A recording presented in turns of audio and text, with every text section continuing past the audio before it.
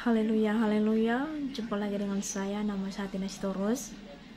Hari ini saya akan membahas tentang sebuah channel SGN Entertainment yang lagi dibahas oleh Bang Adam ya. Gabriel bercerita tentang Lucifer. Adam Lucius, detektif astral ya. Menarik. Kenapa saya mau bahas ini menarik Ibu ya? Ya, terserah saudara. Terserah saudara mau siapa saudara percaya. Saya hanya bagi suatu pelajaran, suatu yang saya tahu supaya saudara bisa bandingkan Bapak Ibu ya. Jangan karena saya tidak tahu apa kakak itu orang Kristen, saya tidak tahu ya.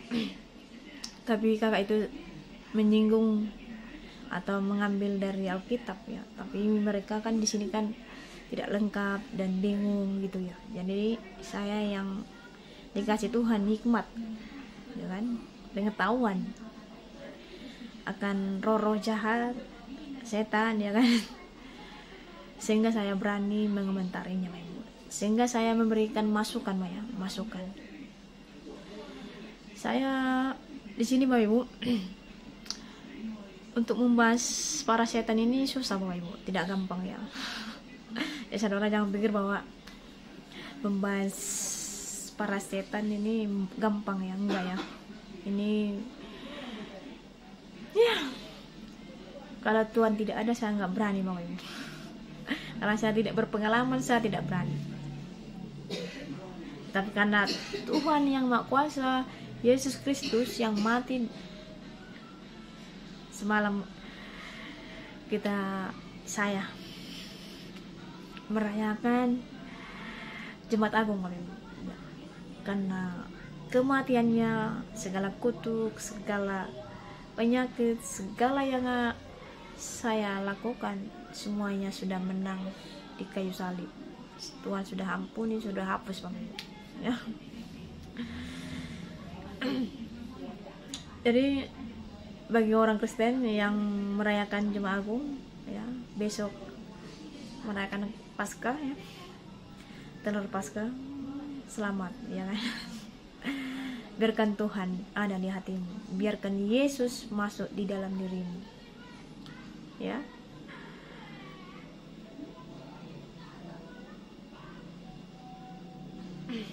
Kita dengarkan dulu Bapak Ibu ya. Kita dengarkan dulu apa yang dibahas, baru nanti saya beri masukan Bapak Ibu ya, beri masukan Bapak Ibu. Dan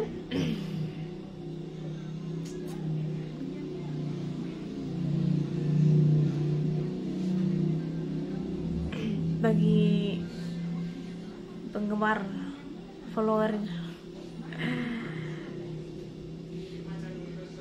kritisi lah, kritisi ya. Siapapun saudara yang menonton channel saya, saudara kritisi ya, kritisi yang saya ajarkan, kritisi dengan yang Abang Adam ajarkan, saudara kritisi, baru saudara berdoa ya, berdoa supaya saudara bisa tahu memilih yang mana yang benar Bapak Ibu ya, supaya saudara jangan salah ya. Jadi saya mengundang yang menonton channel ini ya, sebelum masuk pembahasan, tolong install kitab Henok ya. Memang di Alkitab orang Kristen nggak ada kitab Henok lagi, kitab Katolik ada. So ya agak-agak sedikit sih Bapak Ibu, sedikit menyinggung di kitab orang Kristen ya. Dan itu kitab terbuang bagi orang Kristen karena susah untuk memahaminya Bapak Ibu. Yang saya katakan untuk belajar, untuk memahami dunia lain ya, susah Bapak Ibu untuk dipahaminya, sehingga ya di bangku kuliah, di mimbar ya, ini susah untuk diajarkan Bapak Ibu, susah untuk menerangkannya ini, karena tidak semua para pendeta, para dosen itu berpengalaman ya. Jadi untuk mengajarkan ini susah Bapak Ibu. Jadi orang-orang yang tidak berpengalaman, simple saja Bapak Ibu, simple saja yang diajarkan, bahwa ya dari semula iblis itu adalah bapak pendusta, ya kan, simple aja, itu aja Bapak Ibu. Jadi orang yang berpengalaman lah yang tahu akan hal-hal dunia lain ya, hal-hal yang dunia lain ya, mereka ini ada. Kita hidup di dunia ini, di muka bumi ini ada dua kehidupan. Yang pertama itu adalah kehidupan pertama ini Bapak Ibu, semua orang bisa melihat kita, bisa touching kita gitu ya kan. Dan dunia yang kedua itu adalah dunia gaib Bapak Ibu, tidak semua orang bisa melihat mereka, orang spesialis dan orang yang dikasih Tuhan penglihatan itu yang bisa melihat mereka ya kan. Itu jadi makanya berbagilah saudara kalau Tuhan kasih ada karunia ya, karunia bisa melihat mereka ini, bisa mengetahuinya. Oh, bisa pas saudara bisa kasih tembok ya kan. Kasih tembok Bapak Ibu ya. Jadi orang-orang yang tidak mengetahuinya kan, mereka berikan tembok, mereka tidak kasih tembok, dia membuka hati. Makanya banyak orang yang terperangkap dengan mereka ya kan. Tapi saudara, berbagilah saudara karena mengetahui mereka, sehingga saudara tidak gampang ditipu muslihat iblis ya kan. Ya.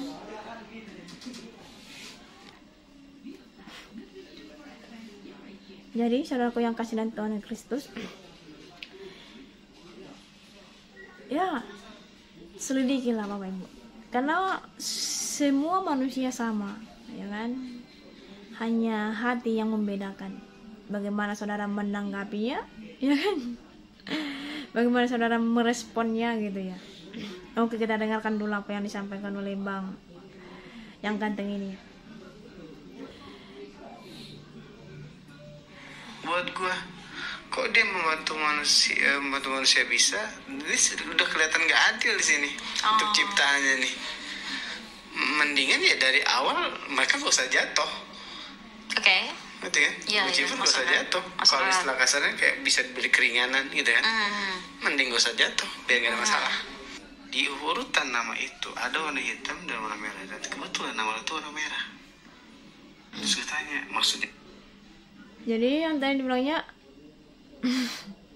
terangkan dulu, ini kan dibuat permulaannya yang kita dengarkan dulu. Kenapa Bang Adam mengatakan seperti itu ya? Sepengetahuan yang aku baca dan yang aku yakini dari bacaan yang aku teliti, nah itu tuh gue mau nanya, lu kan baca kitab astral loh kan, nah gue tuh mau mencocokkan ada beberapa tokoh yang kayak maksudnya muncul nggak sih di kitab astral. Kan satunya dia lu bahas tentang Lucifer dong. Nah gue baca, yang sepengetahuan gue juga pernah membaca tentang si kisah Lucifer ini. Nah tapi yang gue baca itu dari sumber yang gue baca, Lucifer ini nih jatuh karena dia menginginkan tahtanya Allah atau Tuhan gitu kan. Nah kalau di kitab astral itu tujuannya itu sama atau enggak? Sebenarnya gini, kalau menginginkan kedudukan Tuhan itu nggak mungkin. Karena lebih tepatnya dia memberontak dengan sanksi yang diberikan sama Tuhan. Jadi kayak pemberontakan, bukan penjajahan atau untuk menguasai, enggak. Pemberontakan dari sanksi yang diberikan kepada Lucifer itu sendiri. Karena nggak mungkin Lucifer bisa mengalahkan Tuhan dengan Tuhan itu banyak kerahasiaan. Karena di istana Tuhan pun waktu gue baca di kitab Astra itu kayak dia pun nggak berbentuk di situ gitu. Di saat sesuatu yang tidak berbentuk dengan tidak berbentuk kayak gitu, banyak rahasia di situ kan. Ini yang tidak berbentuk ini maksudnya Tuhan itu Ya, sendiri Tuhan ya? itu Oke. tidak berbentuk kayak di situ gue rasa kayak Tuhan itu banyak rahasia. Terus maksudnya dia kan ngeberontak, pasti ada alasan dong kenapa dia ngeberontak. Sanksi Sanksi yang berupa apa? Sanksi yang diberikan Tuhan, dia ngerasa nggak adil karena dia udah ngasih effort lebih dengan pengabdian dia. Kok ada sanksi kayak gini, kok gue nggak dikasih keringanan gitu, nggak dikasih kayak sebuah keringanan dari atas dasar pengabdian gue. Oke. Pokoknya di situ. Tapi balik lagi yang namanya pimpinan gitu, namanya pimpinan di situ kan Tuhan kan sebagai pimpinan. Dikatakan di situ maha adil dan bijaksana, berarti hukum berlaku untuk siapapun dia. Oke. Gitu kan. Jadi Tuhan itu dituntut sama semua makhluk ciptaannya bahwa harus seadil-adilnya. Siapapun si makhluk itu yang membuat kesalahan, dia akan mendapatkan hukuman. Oke. Jadi kalau lo tanya lebih detailnya sih sebenarnya karena sensitif, kontennya sensitif, pada akhirnya gue mau bawa konten itu pada konten yang khusus. Gue beda di situ dan gue berikan informasi yang semampu gue di situ. Kalau gue kasih di tempat yang terbuka gitu kan, ya viewersnya nggak kesaring di situ kan. Ada yang viewers labil, ada viewers yang kaku, ada viewers yang nggak open minded gitu lah. Jadi akhirnya gue menyaring itu dengan konsep konten khusus di situ.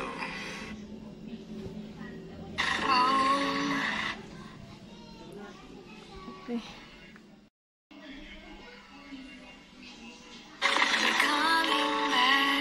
Seluruh ciptaan Tuhan. Nah ini gue masih ngebedah. Gue rasa ada eksistensi yang lebih dari Lucifer. Tapi tuh ini idenya Lucifer sendiri atau dia dapat pengaruh dari yang lain, Kak? Enggak, ini adalah sebuah pembelaan diri. Murni pembelaan dari diri sendiri, dari dalam diri dia sendiri ya. Karena memang ya kita sama-sama tahu watak Lucifer itu agak angkuh. Oke. Dan agak angkuh. Semua. Gua baca dari yang di kitab gua kan memang dibahas cuma dia kan, karena memang kayak nggak ada oknum lain kan. Sementara kan kalau yang berada di luar kan kok bisa sampai mana lor. Sementara yang gue baca itu dari sumber itu kok kebanyakan yang dibahas cuma dia, karena kan bener gak sih dia ini tuh the morning star yang itu?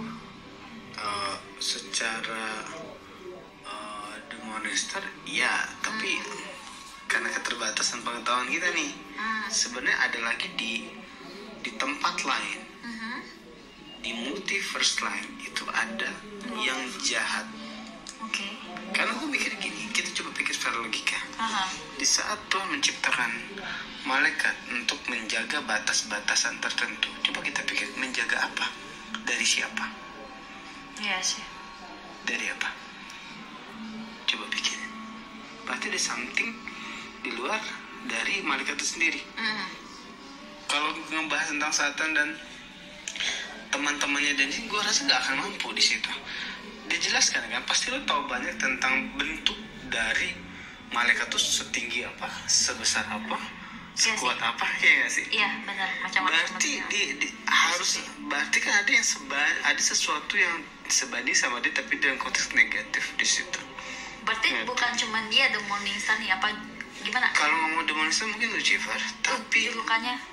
Tapi istilah kasar tuh kayak kejahatannya ada tokoh kejahatan di luar dari Lucifer intinya. Oke. Ini juga waduh konsep maksudnya dalam konsep masih penelitian gue sih gitu.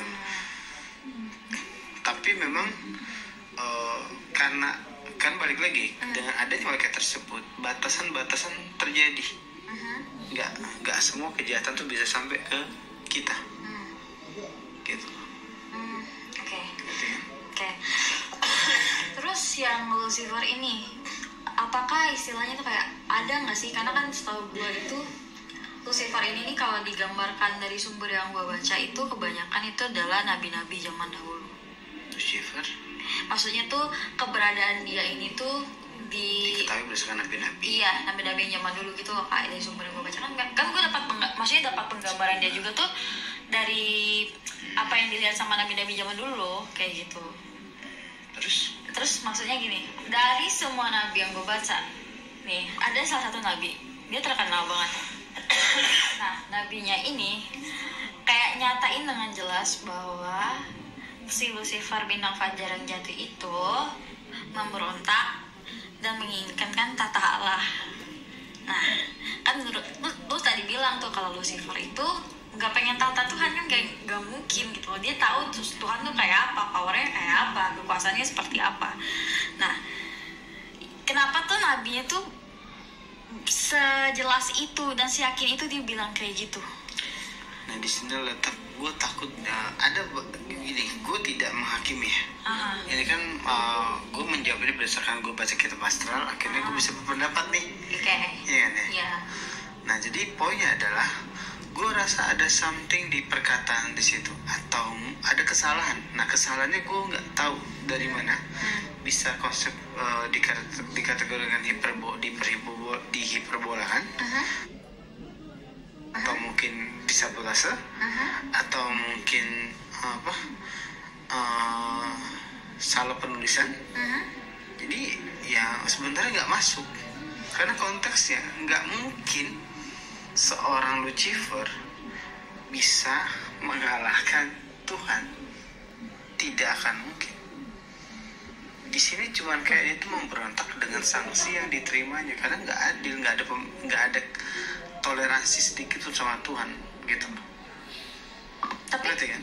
Ya ngerti sih, cuman kan kalau dia kayak udah terang-terangan menjelaskan itu berarti dia tahu dong kalau itu tuh memang dia dapat pesan itu dari Tuhan, karena si nabi ini kan suka Tuhan berpesan kepadaku kayak gitu. Nah, otomatis dia udah sejelas itu menyatakan kenapa kayak ya bisa aja dong Lucifer ini kayak ngebawa malaikat banyak yang jatuh kayak gitu. Jadi gini ya kasusnya. Iya. Sebenarnya saat itu ada kisah di kitab astral. Ini lo nilai sendiri ya. Jadi dikisahkan di kitab astral. Di momen kejatuhan para Satan, Lucifer, Father, Mother, saat itu Satan komplain. Intinya bila mana malaikat ingin membantu manusia maka bantulah aku.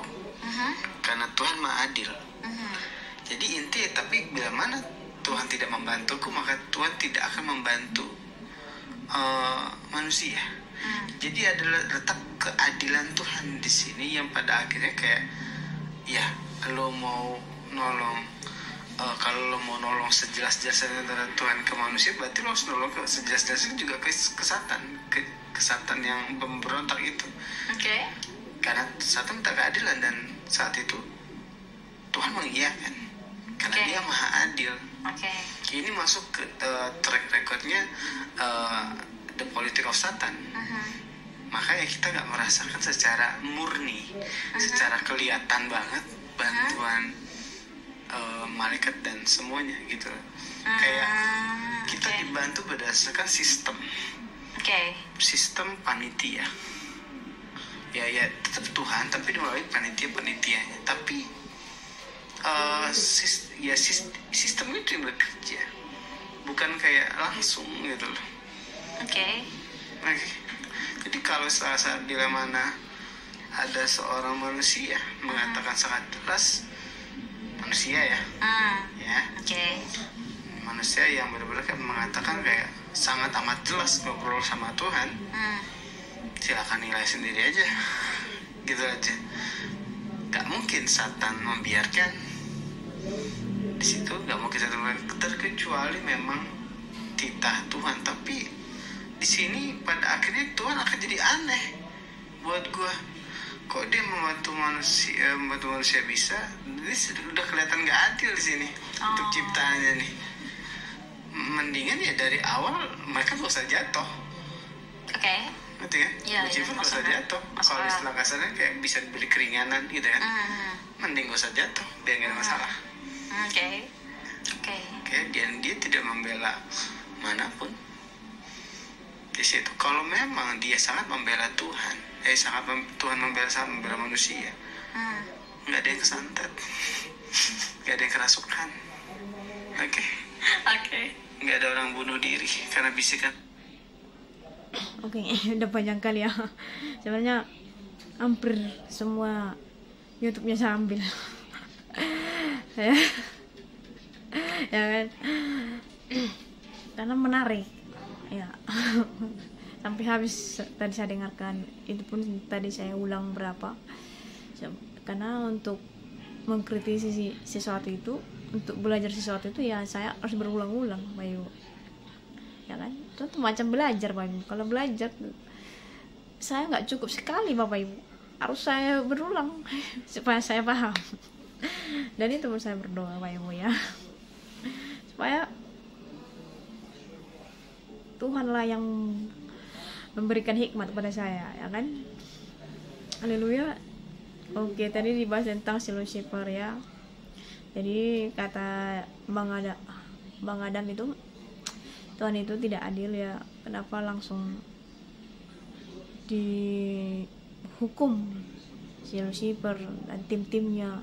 Kenapa nggak diampuni supaya orang ya tidak jatuh dalam dosa, tidak bunuh diri, tidak ada yang mengganggu-ganggu gitu loh, ya, hidup aman ya gitu, ya kan.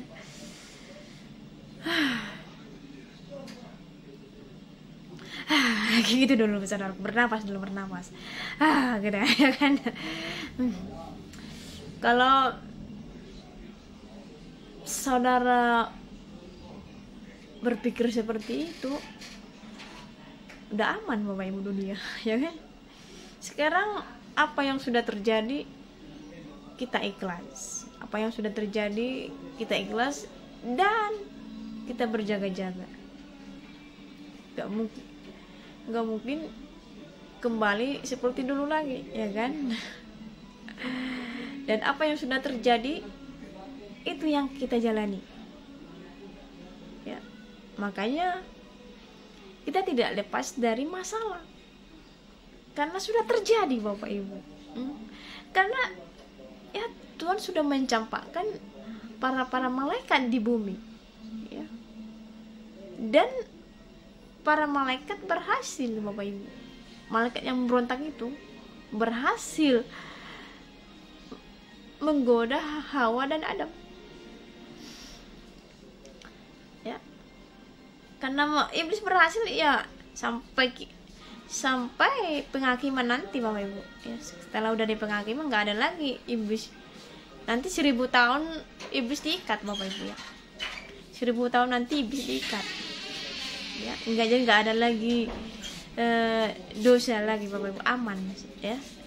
Dalam, kalau saudara baca kitab Wahyu ada ya, adalah kitab kehidupan selama 1000 tahun perdamaian, Bapak Ibu. Jadi para iblis nih, ya kan, para iblis nih diikat, Bapak Ibu, ya kan.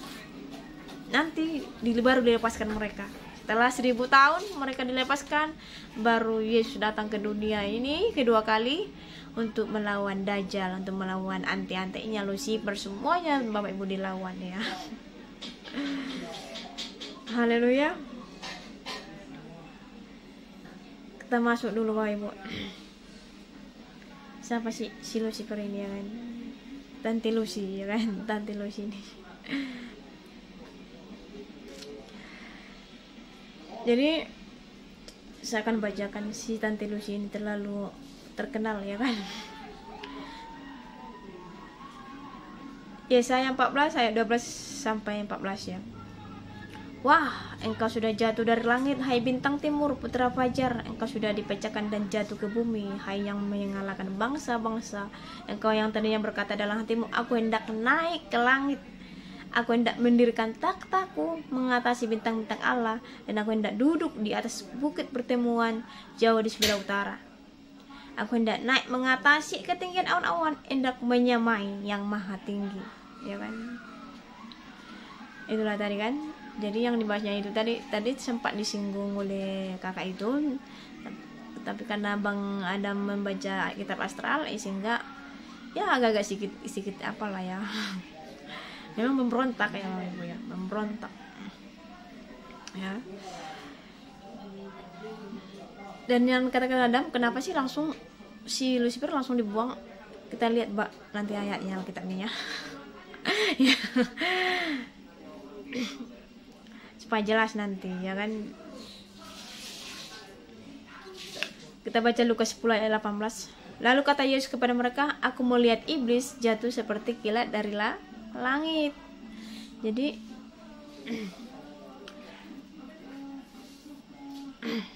ya kan?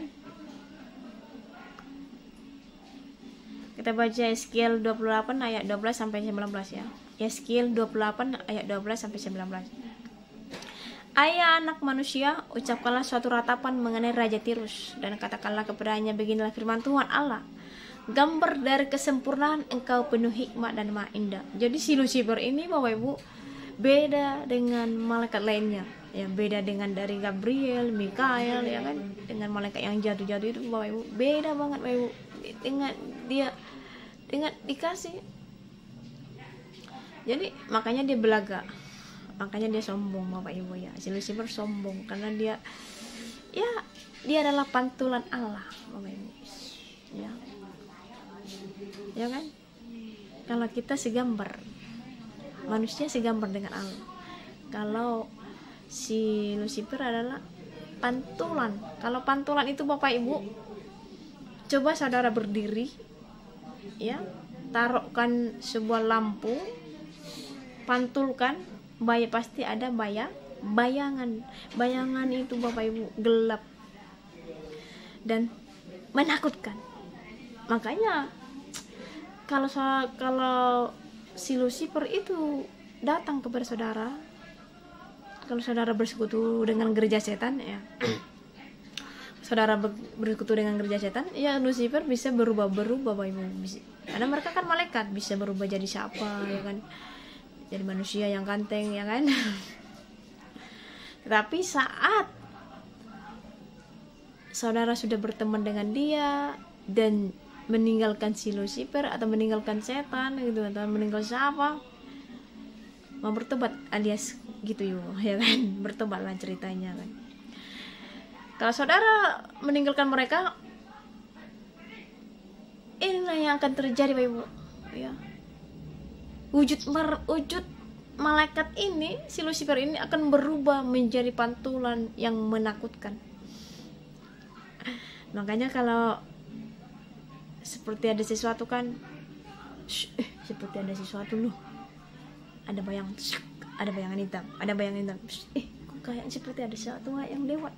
Nah, karena iblis itulah wujud dia aslinya. Kita baca dulu ya Pak.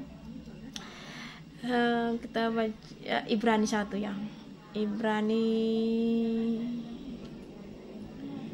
1 ayat 16 kalau saya tunggu ya. Ayat 7. Ibrani 1 ayat 7 ya. Ibrani 1 ayat 7. Dan tentang malaikat-malaikat ia berkata, yang membuat malaikat-malaikatnya menjadi badai dan pelayan-pelayannya menjadi nyala api. Jadi nyala api Bapak Ibu. Jadi kalau saudara bersekutu dengan mereka, gak usah heran kalau menghidupkan lilin tanpa korek api. Ya, gak usah heran. Ya.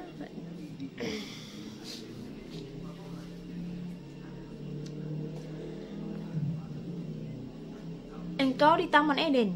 Jadi si Lucifer ini di Taman Eden Bapak Ibu, yaitu taman Allah penuh segala batu permata yang berharga. Bayangkanlah Bapak Ibu, spesialis buat si Lucifer. Beda dengan yang lain. Makanya dia sombong. Wah. Dia merasa, wow, saya ini kan bisa mengalahkan Tuhan yang menciptakan dia. Ya kan? saudara jangan gitu ya. Saudara dulu jadi operator, naik jabatan, saudara mengatakan saya akan diturunkan ke jabatan. Ya kan? Ya kan? Jangan ya. Kalau saudara mau naiklah dengan halal, ya kan? Ya kan? Naiklah dengan halal, jangan ini. Ya. Engkau di Taman Eden, yaitu taman Allah penuh segala batu permata yang berharga, yaspis merah, krisolit, dan yaspi hijau, permata pirus, krispopat, dan eprit, lajurit, batu darah, dan malakit. Tempat tatahannya terbuat dari emas dan disediakan pada hari penciptaanmu. Jadi luar biasa Bapak Ibu diciptakan malaikat memberontak ini ya, si Lucifer ini ya.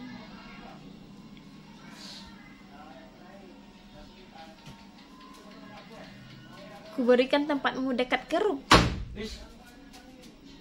Ya. Kuberikan tempatmu dekat kerub Bapak Ibu ya.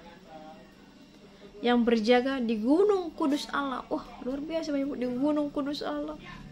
Engkau berada dan berjalan-jalan di tengah batu-batu yang bercahaya-cahaya. Engkau tak bercelah di dalam tingkah lakumu sejak hari penciptaan. Jadi semua Tuhan ciptakan itu nggak ada celahnya Bapak Ibu ya. Ya, nggak ada celahnya sama sekali, nggak berbuat dosa Bapak Ibu ya. Engkau tak bercelah dalam tingkah lakumu sejak hari penciptaanmu sampai terdapat kecurangan padamu. Kecurangan ya, jangan saudara curang ya. Kalau mau naik saudara, naiklah dengan halal ya kan, jangan curang saudara ya kan. Kalau mau jadi presiden ya kan, sebentar lagi kan mau calon apa nih ya kan, mau caleg ya kan, mau jadi DPR, MPR, menteri, mau jadi segala macam apa, saudara jangan main curang ya kan, mainlah dengan halal ya kan. Haleluya. Dengan dagangmu yang besar engkau penuh dengan kekerasan dan engkau berbuat dosa. Jadi para malaikat, jadi yang pertama sekali melakukan dosa itu adalah di surga Bapak Ibu ya kan. Pertama sekali ya kan. Maka kubuangkan engkau dari gunung Allah dan kerub yang maka kubuangkan engkau dari gunung Allah dan kerub yang berjaga membinasakan engkau dari tengah batu-batu yang percaya. Engkau sombong karena kecantikanmu, hikmatmu kau musnahkan demi semarakmu. Ke bumi kau kulempar, kepada raja-raja engkau kusarahkan menjadi tontonan bagi matanya dengan banyak kesalahanmu. Dengan banyak kesalahanmu. Jadi ini Bapak Ibu.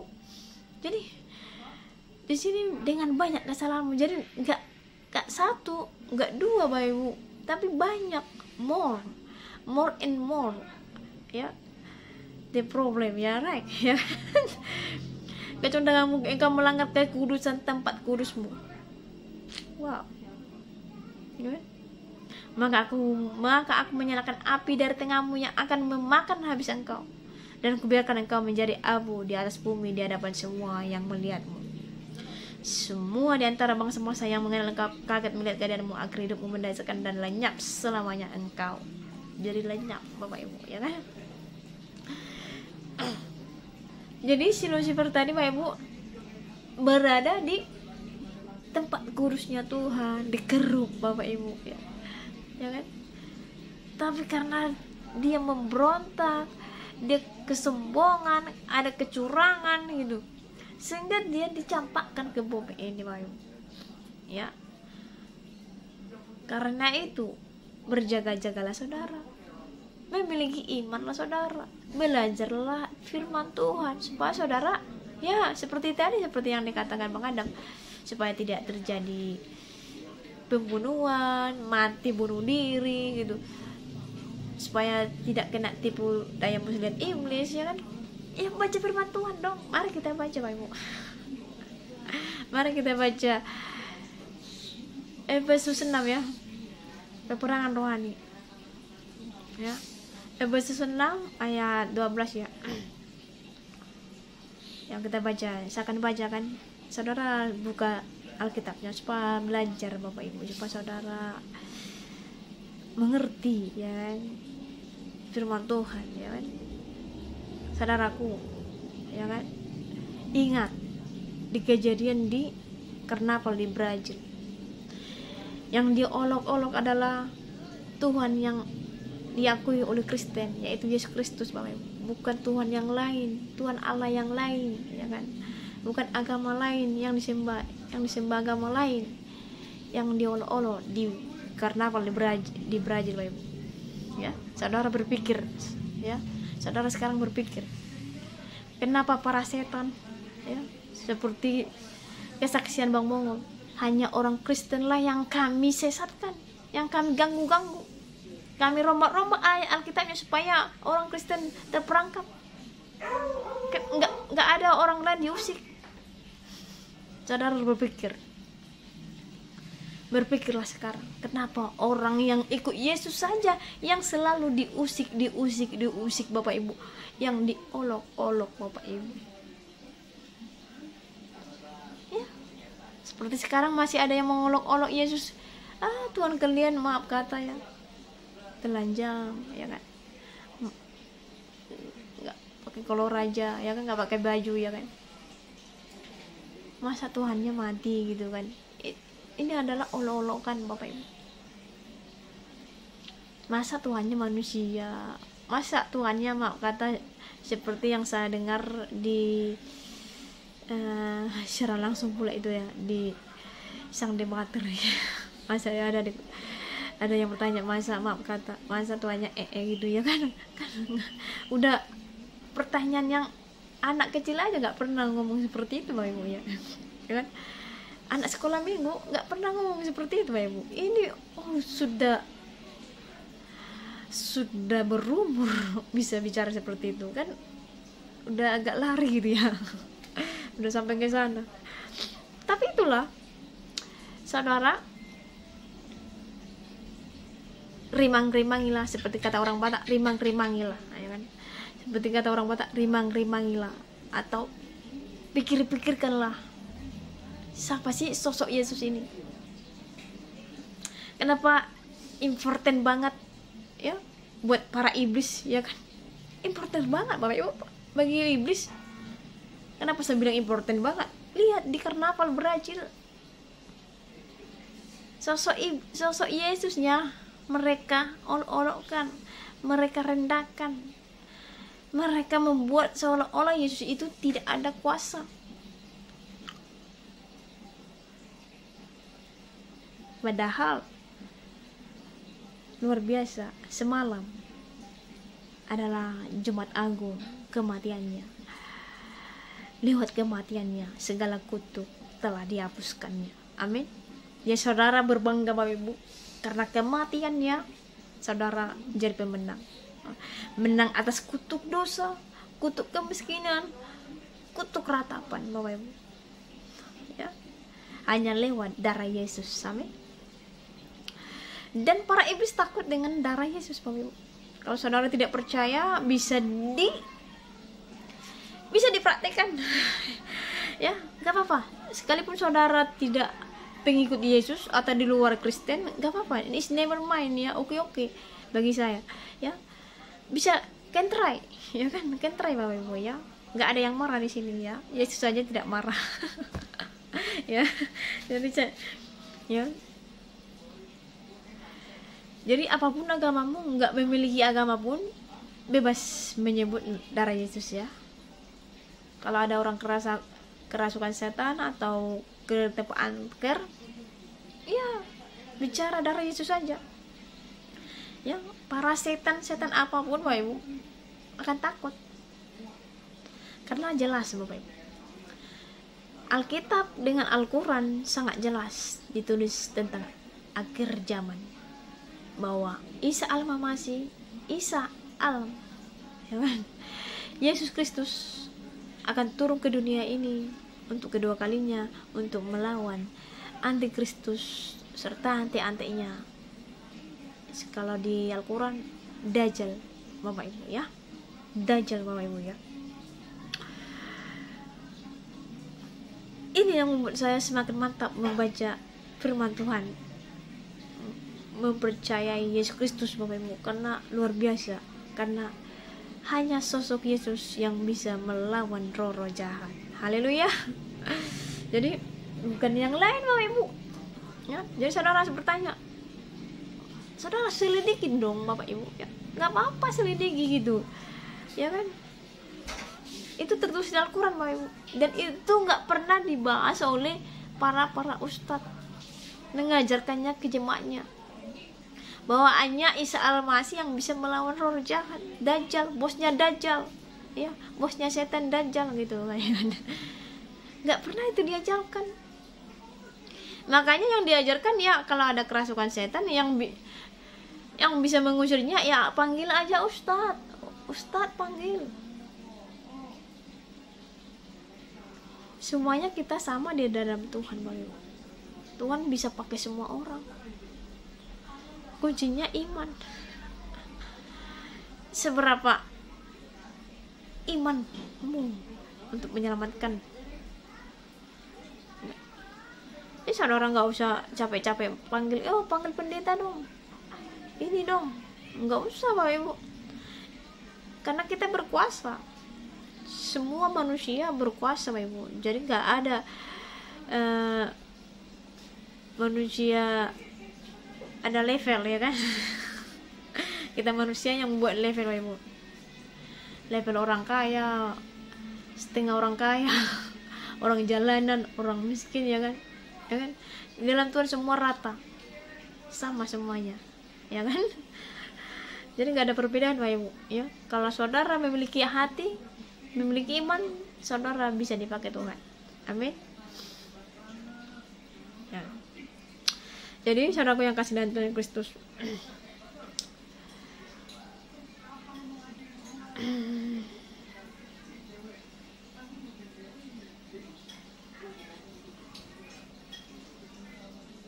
jadi si Lucifer ini ya seperti yang dikatakan oleh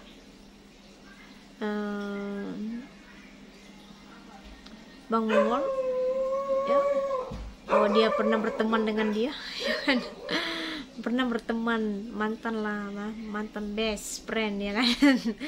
Ya kan, ya dia berubah karena waktu si Lucifer berkata bahwa di akhirat akan bersama-sama mereka di neraka. Dan itu yang membuat si Bang Mongol keresahan hati Bapak Ibu. Kok saya mempelajari ini, kok mempelajari semuanya, kok endingnya kok neraka gitu loh. Ya kan? Saya sudah capek bertahun-tahun belajar ini semuanya, kok endingnya kok neraka gitu. Itu dia jadi penasaran dan mencari, saya nggak mau ke neraka ya kan. Jadi saudara jangan sampai endingnya ke neraka Bapak Ibu mempelajari. Ya saya kan orang baik. Jadi saudaraku, saudara jangan nanti mengatakan, oh saya menolong orang, ada orang kerasukan setan, saya tolong, saya bantu dia, saya ya kalau rumahnya angker saya bersihkan, saya akan menolong orang. Tapi saudara endingnya saudara nggak tahu kemana ya endingnya ini yang penting, kemana saudara, neraka, surga ya kan. Ya pilihan dia hati saudara. Ya pilihan di hati saudara ya kan, bukan pilihan di hati saya. Ya saya, pilihan saya dia diri saya sendiri ya kan. Nggak mungkin saya memaksakan saudara masuk pilih ini dong ya kan. Nanti kan pemilihan ya kan, 2024 kan pemilihan ya, pilih saya dong. Hello ya kan. Enggak kan. Jadi jadi untuk memilih itu ya masing-masing ya, nggak ada pemaksaan di sini ya, nggak ada sogok menyogok di sini Bapak Ibu ya. Jadi tolong deh ya kan, jangan sogok menyogok di sini ya kan. Untuk sogok menyogok endingnya ke surga nggak bisa ya kan. Ya kan ya. Jadi saudara, hidup ini kan seperti ini Bapak Ibu. Contohnya saya lah ya kan, saya hidup ini saya gini, saya hidup ini endingnya kemana ini Tuhan, itu saya. Masa saya gini-gini aja gitu, ending saya kemana setelah ini? Karena seluruh manusia tahu bahwa dia akan mengalami kematian ya. Kita nggak tahu kapan rapture Bapak Ibu ya kan ya. Hanya di Alkitab hanya kitab Henok, si Henok yang naik, baru si Elia ya yang rapture Bapak Ibu ya kan. Yang lain belum ada. Jadi karena saya tidak tahu kapan rapture ya pengangkatan ya, semua orang berpikir bahwa dia akan mengalami kematian ya kan. Berbahagialah orang yang tidak mati ya kan. Rapture dia kan, berbagi. Tapi semua orang akan mengalami kematian Bapak Ibu. Karena semua orang mengalami kematian, ya wajib dong dia tahu endingnya kemana ya kan. Harus wajib dong tahu ya kan. Sangat curiga, sangat disayangkan kalau seseorang itu tidak tahu endingnya kemana. Aduh, ending saya kemana nanti ya. Nah, kalau kita nonton sebuah film kan harus, kalau nggak ada endingnya rasanya geram ya. Geram kan kalau endingnya nggak sesuai dengan yang kita harapkan gitu loh ya kan. Kalau gini endingnya kan kesal gitu ya kan. Para penonton kesal endingnya nggak sampai ke situ. Macam main bola kemarin, endingnya kan kesel gitu, kok dia menang sih. Kok enggak ini saya menang ini ya.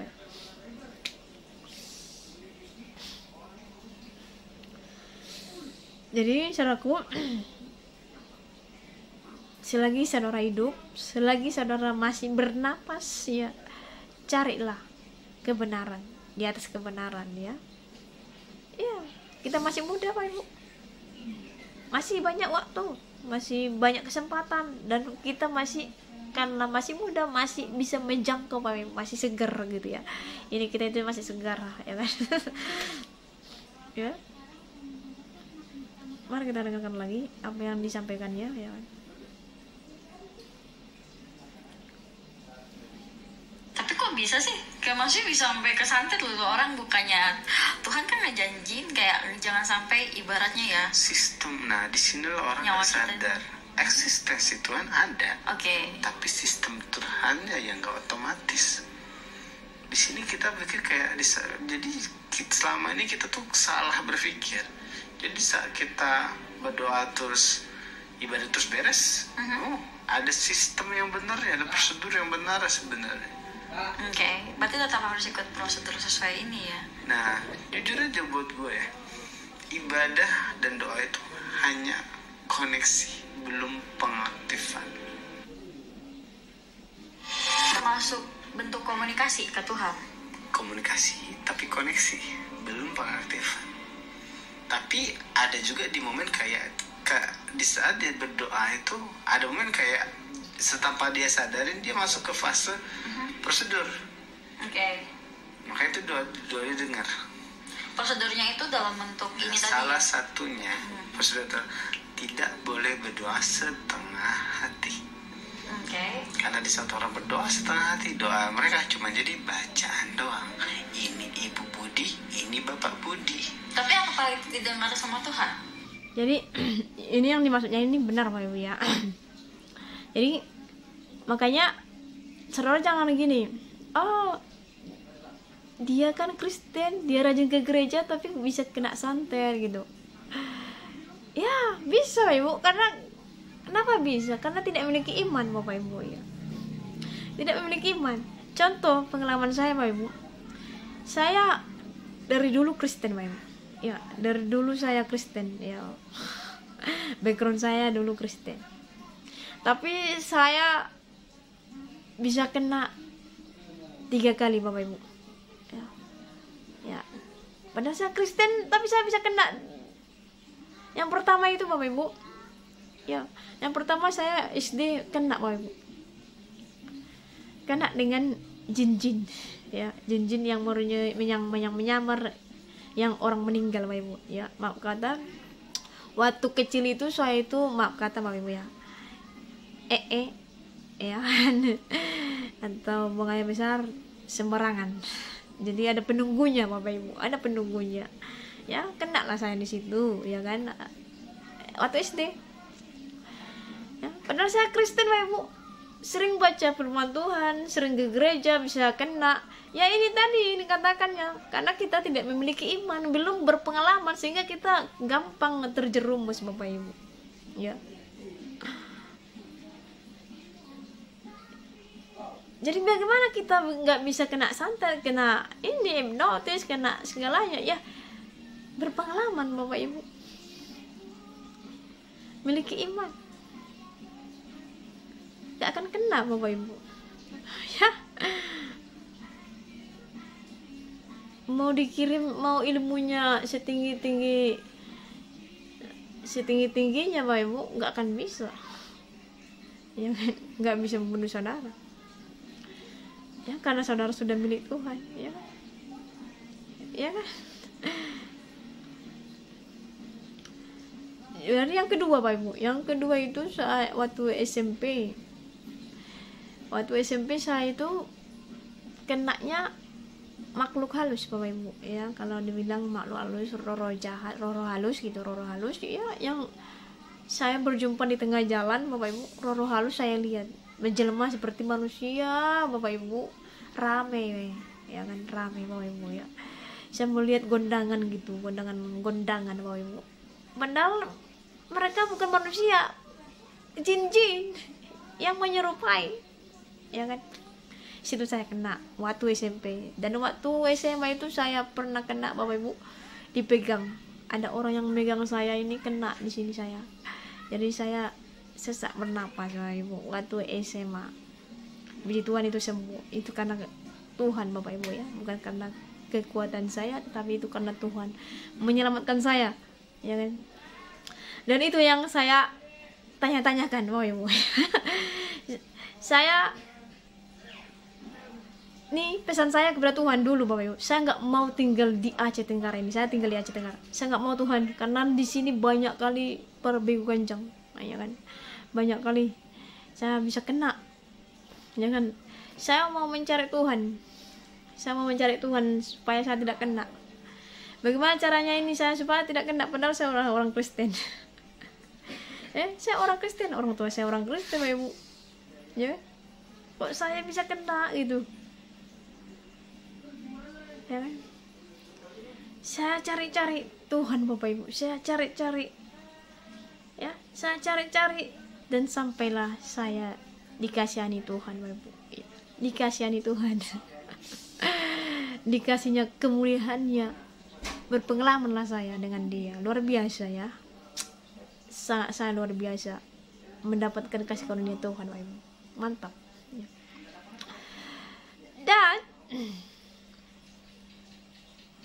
karena roh jahat Bapak Ibu ada di muka bumi ini, itulah makanya kita sering membaca Efesus 6 ayat 12 tadi sampai seterusnya, supaya bisa melawan roh jahat. Ya, kita baca Bapak Ibu ya, Efesus 6 ayat 12 ya, ayat 12 sampai seterusnya ya.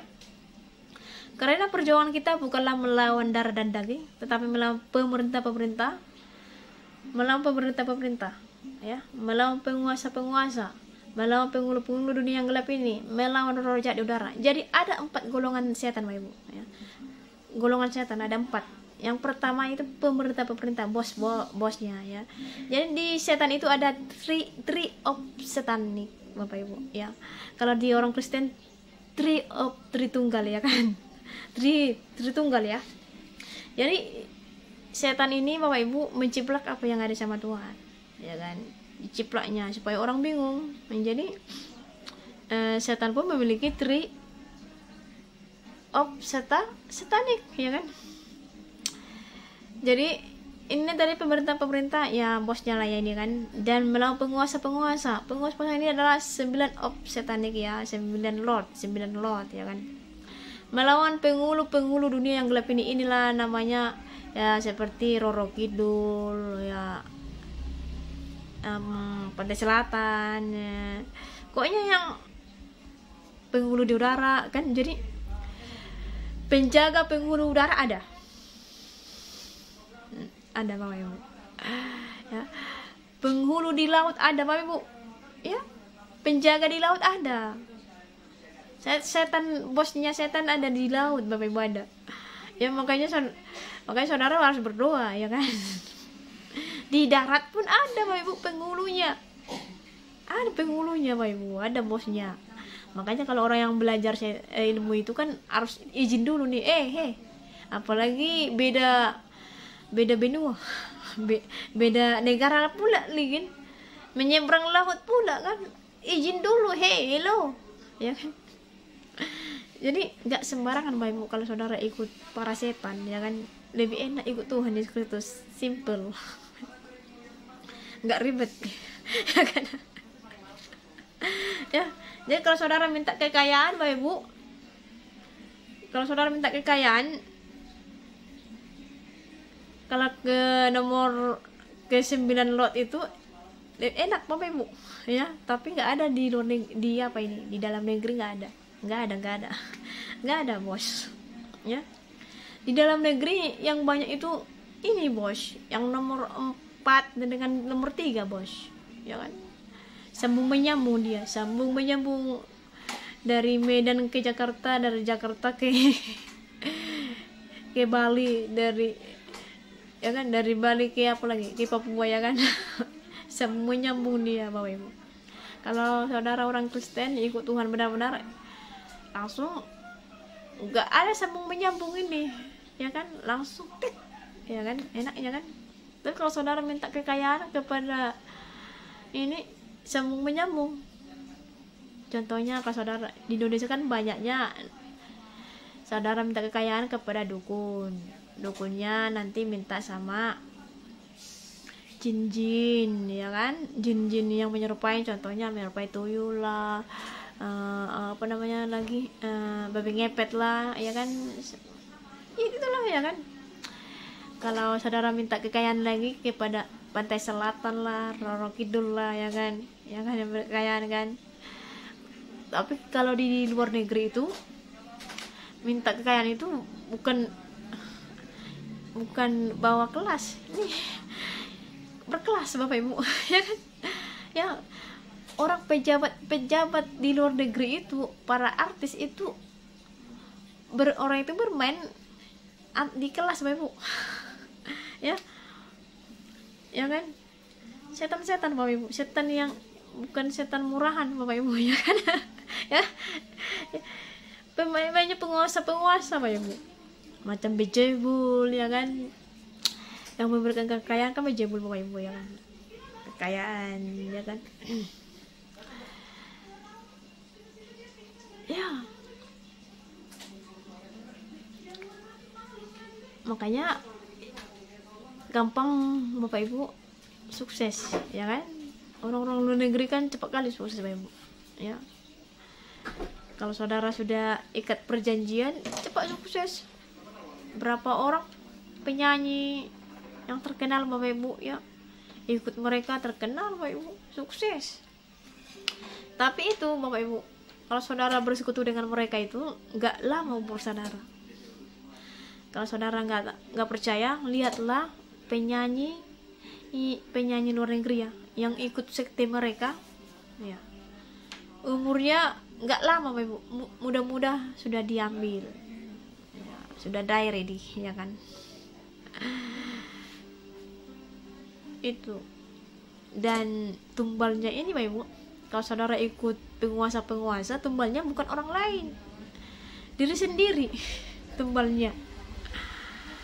Beda dengan Indonesia, minta kekayaan ya orang lain tumbalnya ya kan. Tetapi kalau di luar negeri tumbalnya bukan orang lain tapi diri sendiri, makanya ada ikatan. macam Bang Mongol tadi Bapak Ibu ya kan, dia bergabung dengan mereka, iya darah dia yang diambil, iya dia sudah bersumpah di situ, sudah punya perjanjian gitu loh maksudnya ya, punya perjanjian ya, dan diambil darahnya gitu ya. Saudara, puji Tuhan Bang Mongol lari kepada Tuhan Yesus Kristus ya, makanya dia selamat ya.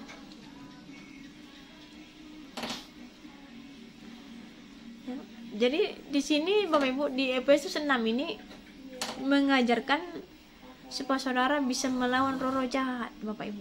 Makanya itu ambillah seluruh perlengkapan senjata Allah. Nah, ya kan? Baca di sini ya, saudaraku, nanti habis nanti kebanyakan nanti. Baca aja ya. Karena masih panjang lagi yang saya bahas. Ya. Kita dengarkan lagi ya. Tapi di saat doa itu sepenuh hati, doa itu baru berubah jadi bantuan, obat. Lo tau kenapa gue tahu hukum ini? Ini hukum juga gue ketahui dari sering berhadapannya sama iblis. Iblis tahu hukum ini tentang manusia, makanya banyak keluhan tuh kayak, Kak, hantunya kok gak pergi-pergi ya? Padahal aku udah berdoa. Kok dengan Kak Adam yang berdoa kok hantunya pergi? Bedanya di mana Kak katanya? Ya gue bilang gak ada beda, ciptaan Tuhan sama-sama aja gitu di mata Tuhan. Bedanya prosesnya gitu. Di saat gue berdoa sepenuh hati, di saat lo masih takut sama hantunya, bedanya di situ. Berarti kalau berdoa nggak ada rasa takut sama sekali gitu ya? Berarti lo harus berserah penuh dan nggak boleh ada rasa takut apa gimana? Intinya lo lebih takut hantu atau takut Tuhan? Of course lah kalau ditanya kan. Ini loh, ini kan menarik saya bahas. Saya baru pertama kali melihat kerasukan setan, saya takut Bapak Ibu. Betul, jujur. Pertama sekali saya melihat, itu teman saya loh Bapak Ibu yang kerasukan setan. Dia seorang muslim Bapak Ibu ya. Saya kan, bos kami itu adalah orang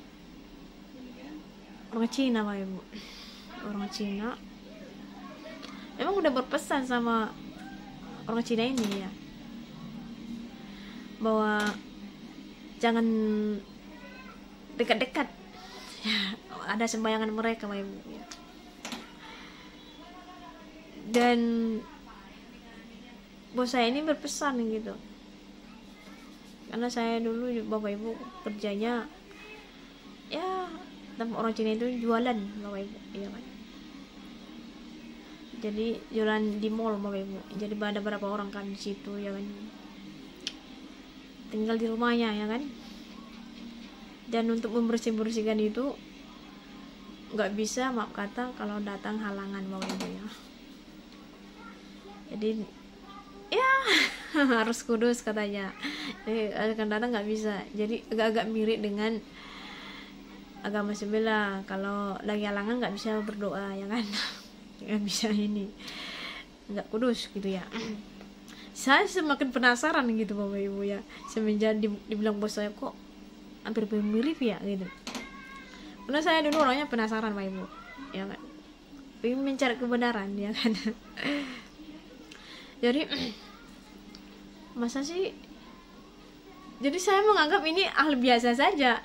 Ini adalah kan, saya berpikir bahwa saya ini minta kekayaan, makanya sehingga dia, jadi ada sebuah patung kan, ada kecil rumahnya ini Pak Ibu, rumahnya ini kecil gini, rumah kayaknya ada 1 cm kurasa itu ya,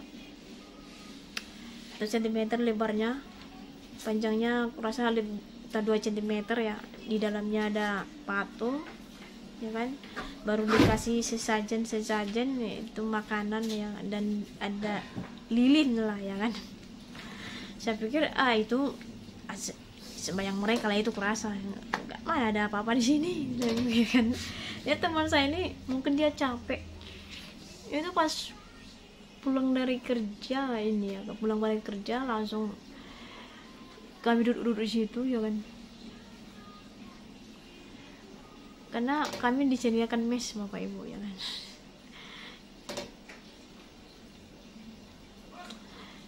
disediakan mes karena rumahnya sampai lantai 3 kurasa itu. Pokoknya disediakanlah sama kami mes. Jadi dari situ berangkat kerja, dari situ di situ tinggal ya kan. Jadi kami duduk-duduk kan, duduk-duduk. Dan ini teman saya ini, kami situ ramai Bapak Ibu ya. Ada kayaknya 10 orang kami di situ. Karena sudah habis kerja kan, pulang di rumah. 10 orang.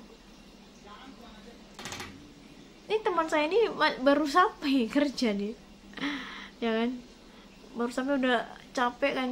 Kami karena duluan nggak sampai kan dia nggak langsung mandi, dia langsung udahlah karena dia capeknya dia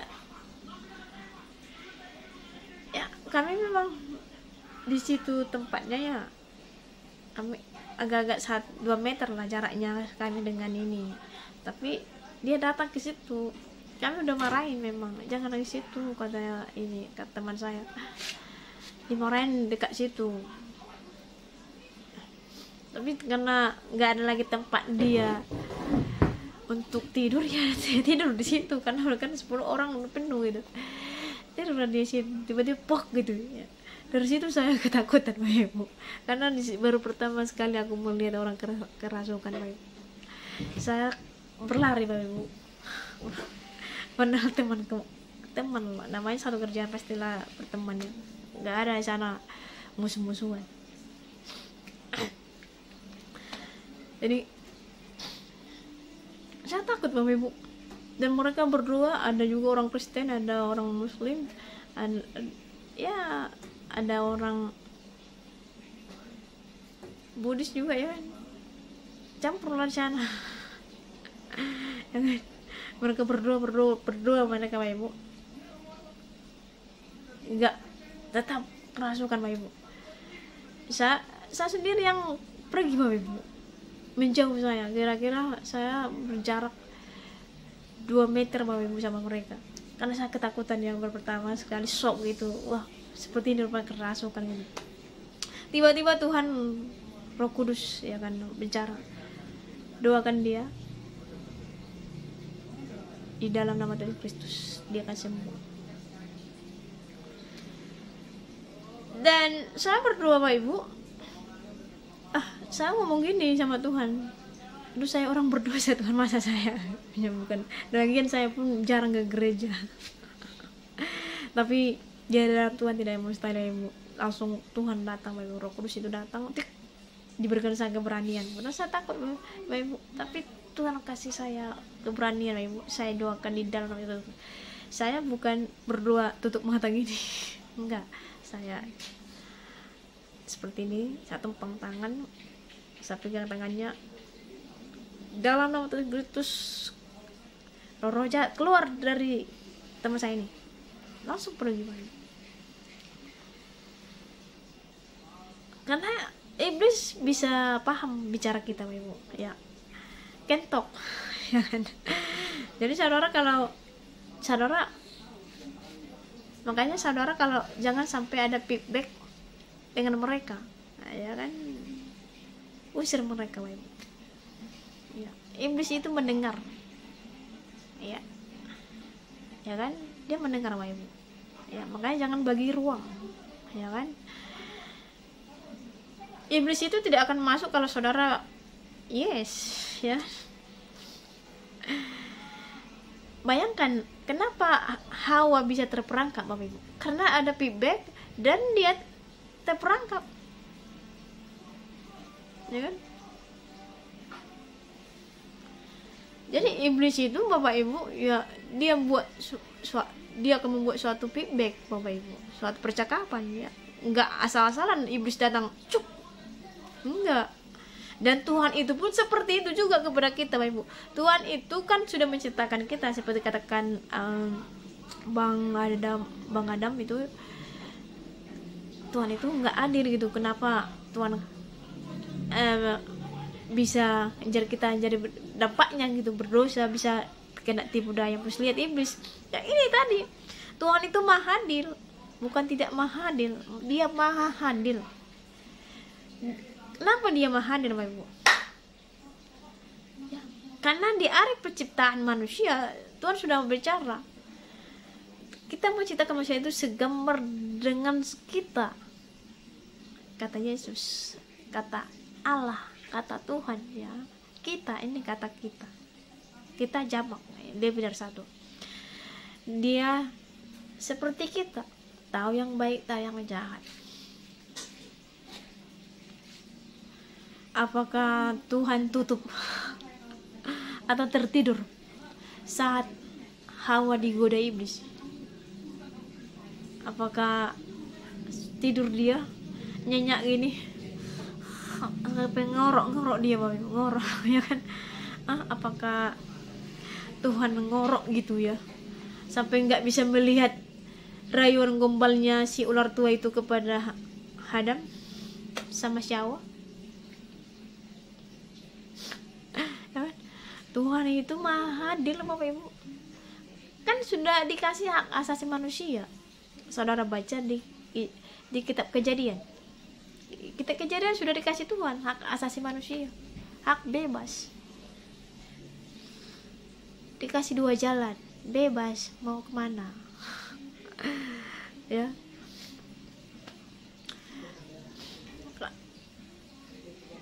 Ya, saya tahu seperti yang dikatakan Adam itu, kenapa enggak Tuhan menahan semuanya supaya tidak terjadi, ya. Kalau Tuhan menahan semuanya, berarti Tuhan itu tidak maha adil, ya kan? Iyalah, contoh, Bang Adam ini menikah dengan seorang putri yang kaya, ya, yang kaya, yang sukses, ya kan? Dan Bang Adam dijodohkan. Bang Adam tidak suka, jadi namanya nggak cinta, nggak dari hati, nggak enak loh, ya kan? Nggak enak, tertekan, Bapak Ibu. Jadi Tuhan pun begitu, dia nggak mau manusia yang diciptakannya ini tertekan, Bapak Ibu. Dia mau dari hatinya, karena Tuhan sudah kasih itu tadi hak asasi manusia. Dan kita segambar dengan Allah, ya. Ya kan? Segambar kita, Pak Ibu. Bukan nggak segambar kita dengan Allah, ya kan? Bisa aja Tuhan menahannya, Bapak Ibu. Tetapi Tuhan di sini tidak adil kalau menahannya. Karena sudah hak asasi bebas. Contoh yang kedua, Raja Daud. Semua orang mengenal Raja Daud siapa? Tahu tuh, ya kan? Raja Daud semua tahu. Apakah Tuhan tidur melihat Raja Daud merancangkan sesuatu, Bapak Ibu? Ya, dia merancangkan supaya dia bisa menikmati istri Uriah, istri bawaannya. Dia sudah merancangkannya. Kapanlah saya menikmati si Anu itu, aduh istrinya cantik kali. Ya, dipandang-pandang terus diingat-ingatnya di dalam tidur. Aduh cantiknya. Kapan saya dapat? Ya kan? Ya. Padahal Raja Daud itu, Bapak Ibu, kalau saudara baca Alkitab suci orang Kristen kan mantap, Bapak Ibu. Raja Daud itu pandai kali menyembah Tuhan, Bapak Ibu. Ya, dengan serulingnya yang bagus itu, Bapak Ibu, ya, memang kecapi, ya kan, luar biasa kan. Tuhan langsung angkat dia, Bapak Ibu, jadi raja. Amin. Ya kan, pandai kali dia, Bapak Ibu, menyembah, ya. Apakah Tuhan tidur waktu Raja Daud jatuh, Bapak Ibu? Apakah ini aduh anak kesayangan saya, aduh Gabriel, tolong dong. Malaikat Gabriel, tolong kamu turun ya ke bumi ya. Tuh bagi tahu tuh sama Raja Daud supaya bertobat. Kasihan dia kan anak kesayangan saya. Kalau Tuhan ngomong seperti itu, aman bumi, Bapak Ibu, aman. ya kan? Aman Bapak Ibu. Ya. Tapi Tuhan tidak mengatakan seperti itu kepada malaikat Gabriel, ya kan? Kan malaikat Gabriel ini fungsinya untuk memberitakan kabar sukacita, kabar baik ke bumi Bapak Ibu, ya kan? Ya kan? Jadi Tuhan nggak ngomong gitu sama Gabriel, ya kan? Dia melihat Bapak Ibu, ya, bumi ini tuh bukan kakinya. Dia melihat Tuhan memiliki lautan kaca Bapak Ibu, bukan iblis aja yang memiliki lautan kaca, ya. Bukan hanya para iblis saja memiliki lautan kaca, ya kan? Tuhan memiliki lautan kaca, bisa melihat semuanya Bapak Ibu. Itu saya sudah berpengalaman Bapak Ibu, pernah melihat lautan kaca, ya. Lautan kaca nampak lah semuanya, ya kan? Cek, ya kan? Luar biasa. Jadi Bapak Ibu, Tuhan itu maha adil, ya kan? Kenapa Raja Daud bisa jatuh? Ya karena ini tadi asasi manusia bebas memilih mau kemana saudara, mau jatuh mau kemana everything what you like, ya kan?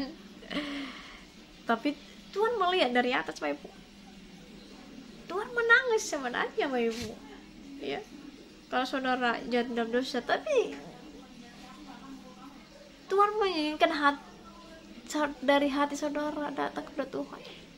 Apalagi saudara pandai nih, ya. Apalagi saudara pandai menyembah Dia, ya kan? Tuhan itu ini loh, supaya saudara ya, Pak mengetahuinya. Tuhan itu rindu dengan penyembahan saudara. Makanya bangsa Israel itu, kenapa bangsa Israel Bapak Ibu diselamatkan terus? Bapak Ibu sudah melakukan dosa tetap diselamatkan. Kenapa bangsa Israel bangsa pilihan? Kenapa enggak bangsa yang lain Bapak Ibu? Karena ini tadi, bangsa Israel itu kalau datang menyembah Tuhan, wah luar biasa, mantap men, mantap, ya, luar biasa. Kalah kita. Coba Bapak Ibu bahasa Inggris lagunya, bedakan Bapak Ibu dengan lagu rohani. Lagu bahasa Inggris rohani itu panjang kali Bapak Ibu, lagu Indonesia sedikit. Karena kalau mereka bertobat ini Bapak Ibu, ya, kalau mereka ini bertobat, bangsa Israel ini, untuk menyembah Tuhan itu, kalah kita deh, kalah. Makanya Tuhan merindukan bangsa Israel, karena bayangkanlah Bapak Ibu, kalau saudara merasakan kasih seseorang, saudara pasti akan rindu dengan kasihnya itu. Cinta kasihnya itu saudara akan rindukan. Saudara akan berharap akan mendapatkan dia, kembali, karena saudara sudah merasakannya. Ada seperti dia yang no one like him, ya kan? No one like him, ya kan? Ya, Tuhan itu sangat luar biasa Bang, ya. Gak ada seperti dia, ya kan? Dia menunggu waktunya, dia menunggu saudara come back with me. Makanya lagunya Raja Daud luar biasa Ibu. Sebelum dia bertobat, lagunya enggak ada lagunya tapi enggak terkenal Pak Ibu. Dan itu sudah dilupakan, udah banyak orang melupakannya, malas menyanyikannya Pak Ibu. Tetapi coba dari dulu sampai sekarang, sampai selamanya Pak Ibu, ya kan? Sampai forever, ya kan? Nggak tahu sampai kapan. Ya kan? Lagu pertobatannya Raja Daud luar biasa Pak Ibu, tetap dinyanyikan orang lain yang membutuhkannya, karena setiap orang kan jatuh dalam dosa, ya kan, mengalami dosa gitu, ya kan. Raja Daud kan membuat sebuah lagu kan enak Pak Ibu, sejauh timur dari barat, kenapa nggak sejauh dari utara ke selatan? Ya kan, karena dari utara itu nggak pernah ada dosa. Ini adalah perumpamaan Bapak Ibu, supaya saudara tahu, ini adalah perumpamaan. Sejauh timur dari barat, ya, inilah dosa Bapak Ibu ya. Nggak pernah dari atas ke bawah supaya saudara bisa mengerti ya. Logaritma jadinya matematika. Kita buat dulu lah logaritma. Masuk kalau dari sini titik 3, di sini positif 5 ya, atau langsung ke bawah min 3. Jadi ini logaritma jadinya ya. Jadi Tuhan itu membutuhkan seseorang itu dari hati Bapak Ibu ya, datang kepada Dia. Makanya lagu-lagunya Raja Daud enak banget Ibu. Sejauh timur dari barat kau melemparkan dosaku. Baru yang lagu kedua, lebih baik satu hari di pelataranmu daripada 1000 tahun di tempat lain ya. Raja Daud sudah merasakan jauh dari Tuhan Bapak Ibu selama 1000 tahun. Rasanya semuanya sia-sia. Itu makanya Bang Adam, kenapa Tuhan membiarkan ini semuanya terjadi? Ya ini tadi sudah dikasih hak asasi manusia ya. Itu jawabannya dari saya ya kan. Kita dengarkan lagi apa lagi ya Ibu. Ada si ular kan sebagai penggambaran, maksudnya yang ngegodain buat makan buah pengetahuan. Nah, apakah si ular itu oknum si Lucifer itu atau bukan? A. B. C. Jawabnya terasa kayak ini wastu bener ya. Enggak, dia tuh siapa kah si ular tua itu siapa? Karena kan katanya di akhir jawaban yang gue baca dia muncul lagi.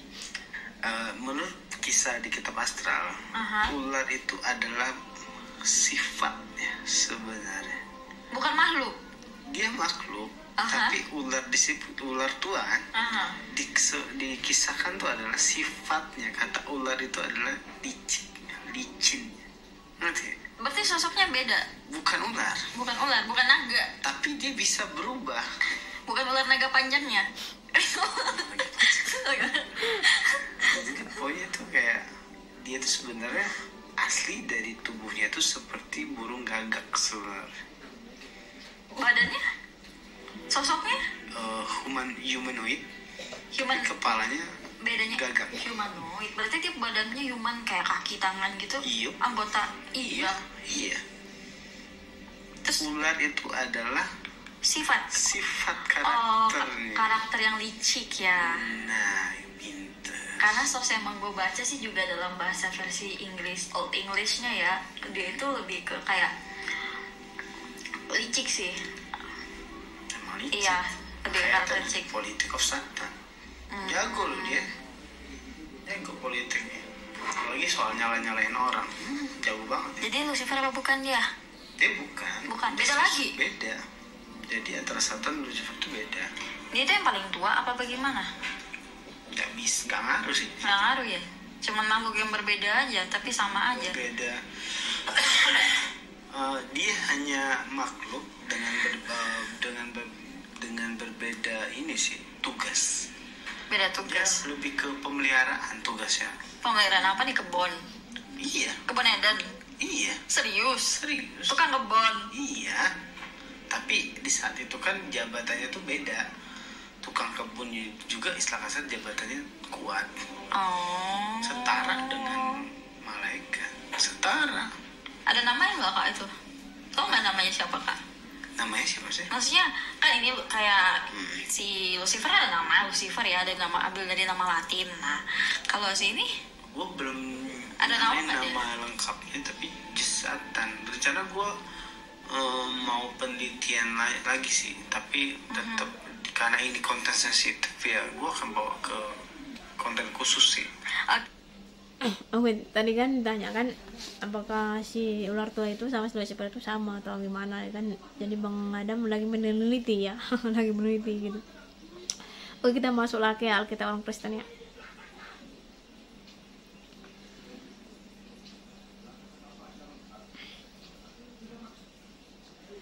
Mengenai iblis ya.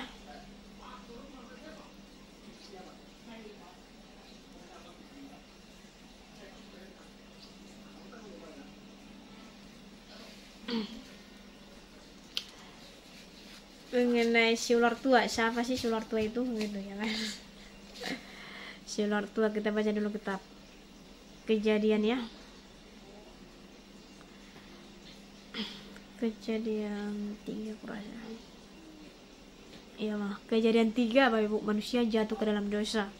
Adapun ular yang paling cerdik dari segala binatang di darat yang dijadikan oleh Tuhan Allah, ular itu berkata kepada perempuan itu, tentulah Allah berfirman, semua pohon dalam taman ini jangan kamu makan buahnya, bukan? Ya.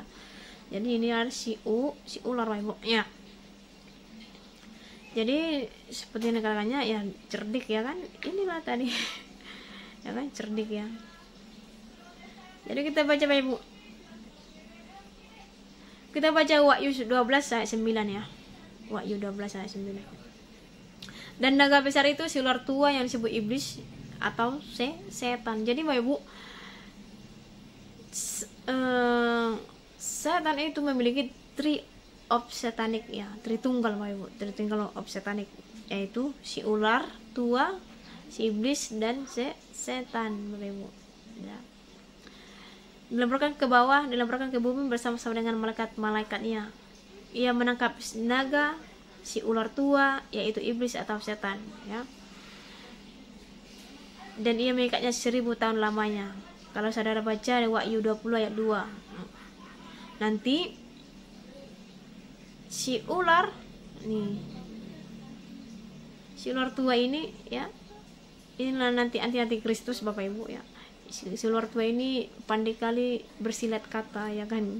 Ya, pandai kali bersilat kata, makanya nanti Alkitab ini sudah dirombak ya, sudah dirombak supaya orang terperangkap ya, seperti bagaimana jatuh Hawa dan Adam itu, disitulah nanti di akhir zaman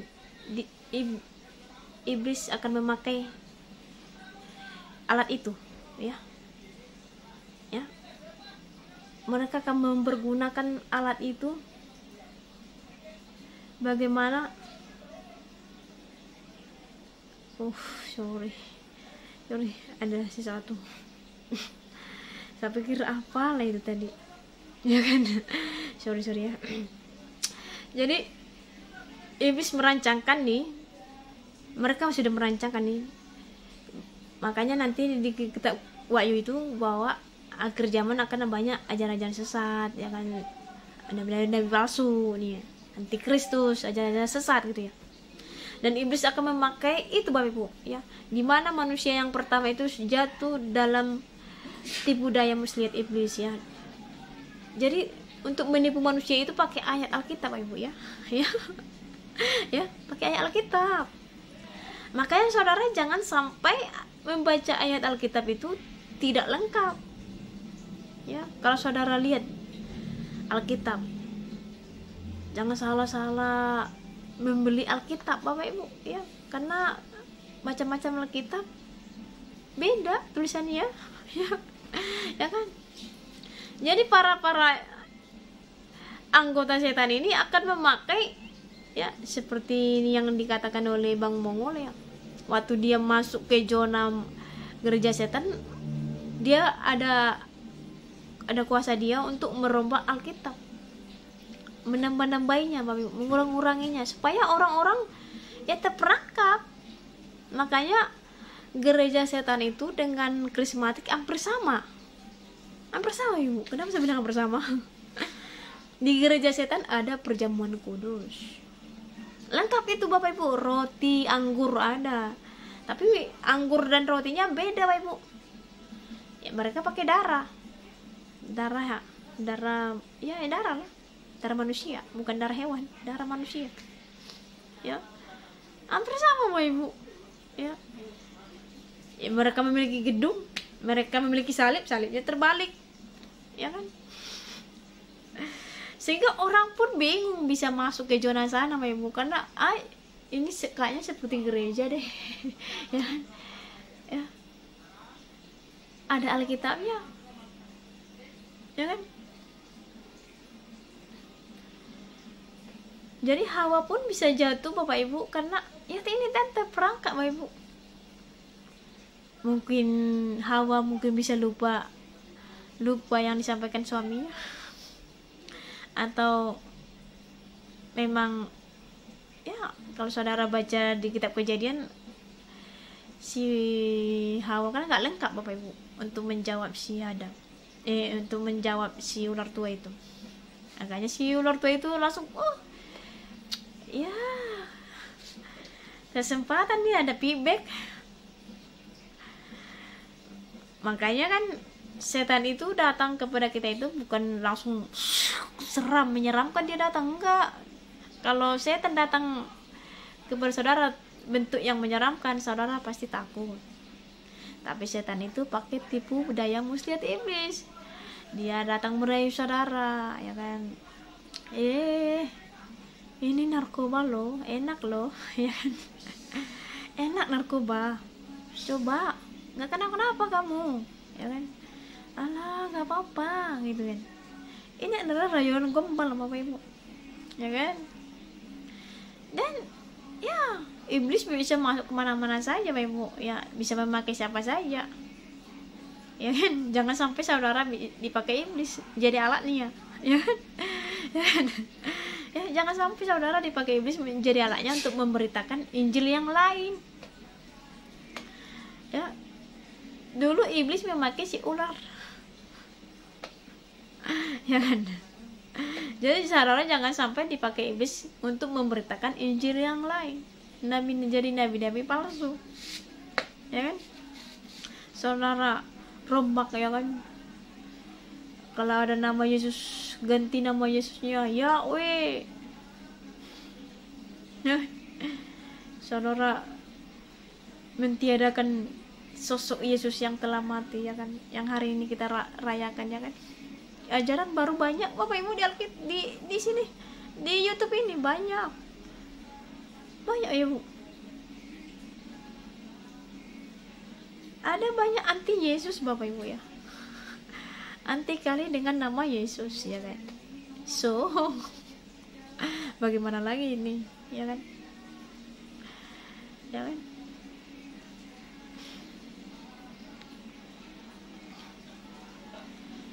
Kita baca lagi, Bapak Ibu.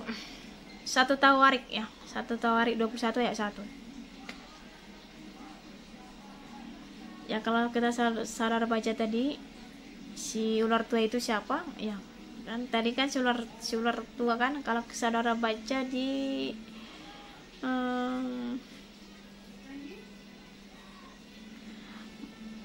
Matius, ya. Matius 4 ayat 1, ya. Kita baca. Maka Yesus dibawa oleh Roh ke padang gurun untuk dicoba iblis. Jadi si ular tua itu adalah iblis. Jadi kalau saudara baca di kitab Wahyu, ya mereka 3 pribadi, ya.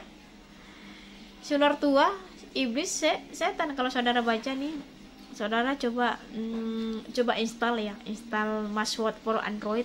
Masword for Android.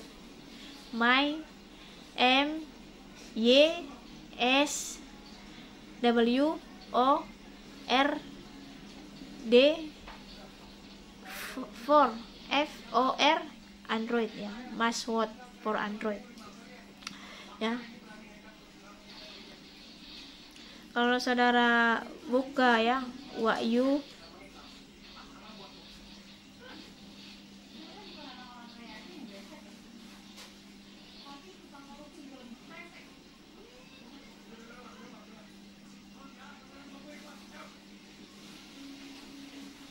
Wahyu 12 ayat 9, ayo.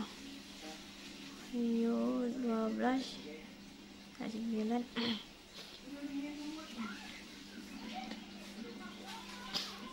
Saya akan baca KJP-nya, ya. Wahyu 12 ayat 9 ya.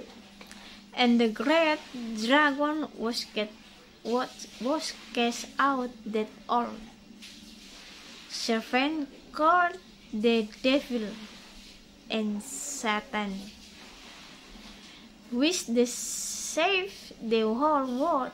He was cast out into the earth, and his angels were cast out with him. So you click the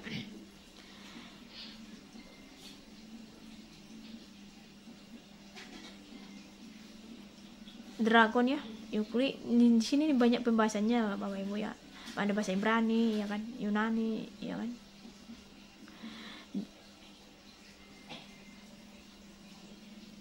A dragon, a great serpent, a name for Satan ya. Dragon. Just you klik the devil ya. Diabolos ya. Di sini banyak dibahas ya.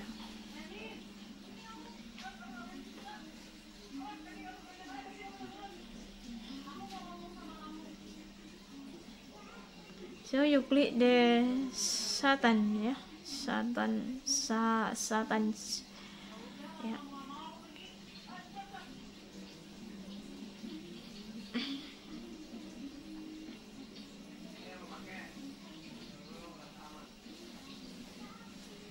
Satan, Bapak Ibu, di sini ada dibahas ya.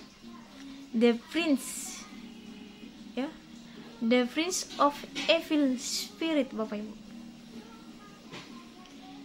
Satan, si Lucifer, the prince. Ini prince, Bapak Ibu. Ya, raja of ini of, ini pakai of, Bapak Ibu, bukan in ya, of evil spirit.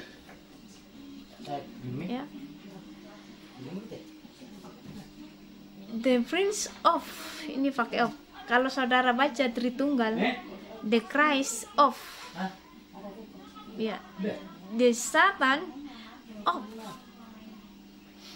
ya, supaya saudara tahu bahwa setan ini memiliki Tritunggal, ya, the Prince of evil spirit, ya.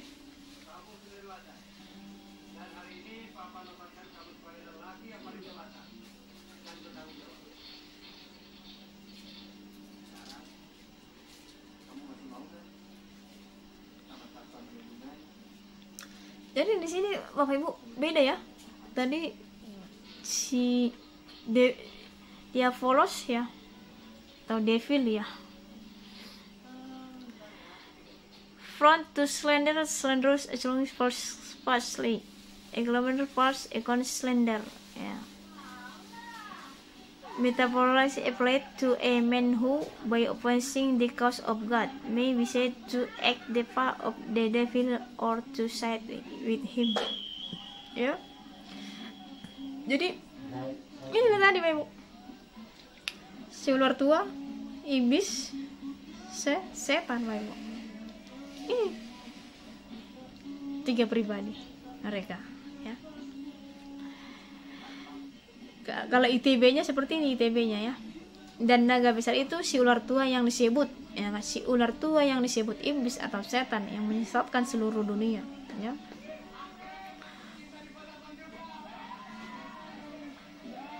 Kita baca bab 1 Tawarik ya, 1 Tawarik 21 ya, 1 Tawarik 21 ayat 1. Iblis bangkit melawan orang Israel. Iblis bangkit melawan orang Israel dan ia membujuk Daud untuk menghitung orang Israel. Ya. Kita baca Ibu Matius 25 ayat 41 ya. Dan ia akan berkata juga kepada mereka yang sebelah kirinya. Nyala dari hadapanku hai kamu orang-orang terkutuk, nyala ke dalam api yang kekal yang telah sedia untuk iblis dan malaikat-malaikatnya. Iblis dan antek-anteknya Ibu ya. Ya. Antek-anteknya seberapa Bapak Ibu? Berapa antek-anteknya si iblis Bapak Ibu? Ya, kita baca Wahyu 12 ayat 4 ya. Wahyu 12 ayat 4.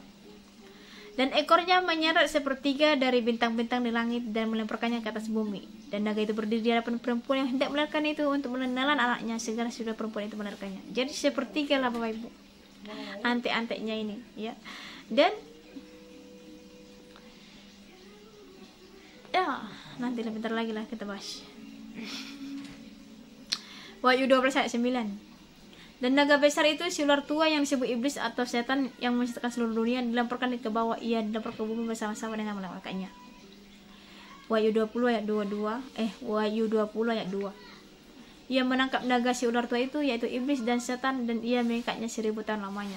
Inilah masa pendamaian Bapak Ibu, ya.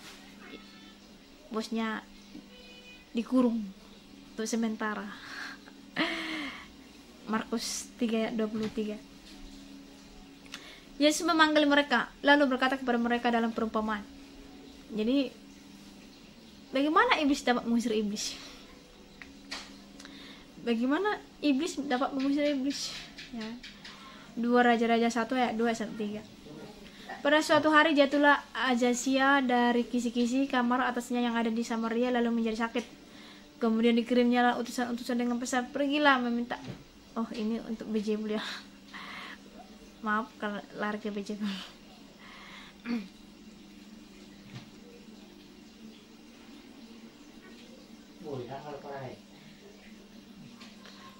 Jadi di sini Bapak Ibu, supaya saudara bisa membedakan iblis, setan, ya, dengan si ular tua, ya kan? Tadi. Jadi ada juga banyak orang kan, anak setan lo, anak ini, kan ada juga ini, supaya saudara bisa membedakannya, ya kan? Setan namanya bosnya Bapak Ibu, tapi ada nama setan-setan, ya kan? Ada juga di Alkitab nanti. Jadi seperti anak setan kok, seperti ada setan nih, ya kan? Ya, karena ini jadi orang jadi membingungkan Bapak Ibu, ya. Ini sebenarnya orang membingungkan, tapi kita baca dulu ya. Markus 3 ayat 22. Dan ahli Taurat yang datang dari Salim berkata, ia kerasukan Beelzebul, dan dengan penghulu setan ia mengusir setan. Ya. Ini nih. Makanya saya memberi masukan kepada tim anomali, deteksi astral, ya kan, mereka bisa memusnahkan para setan, ya kan.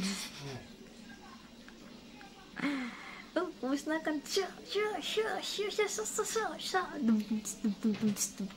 gitu jadinya kan. Jadi ini kan Lukas 11 ayat 18. Jikalau iblis itu juga terbagi-bagi dan melawan dirinya sendiri, bagaimanakah kerajaannya dapat bertahan? Sebab kamu berkata bahwa aku mengusir setan dengan kuasa Beelzebul. Jadi orang-orang yang bisa menyembuhkan itu, mereka itu memakai kuasa Beelzebul. Jadi hati-hati kepada pendeta-pendeta yang memiliki mujizat Bapak Ibu. Mereka hanya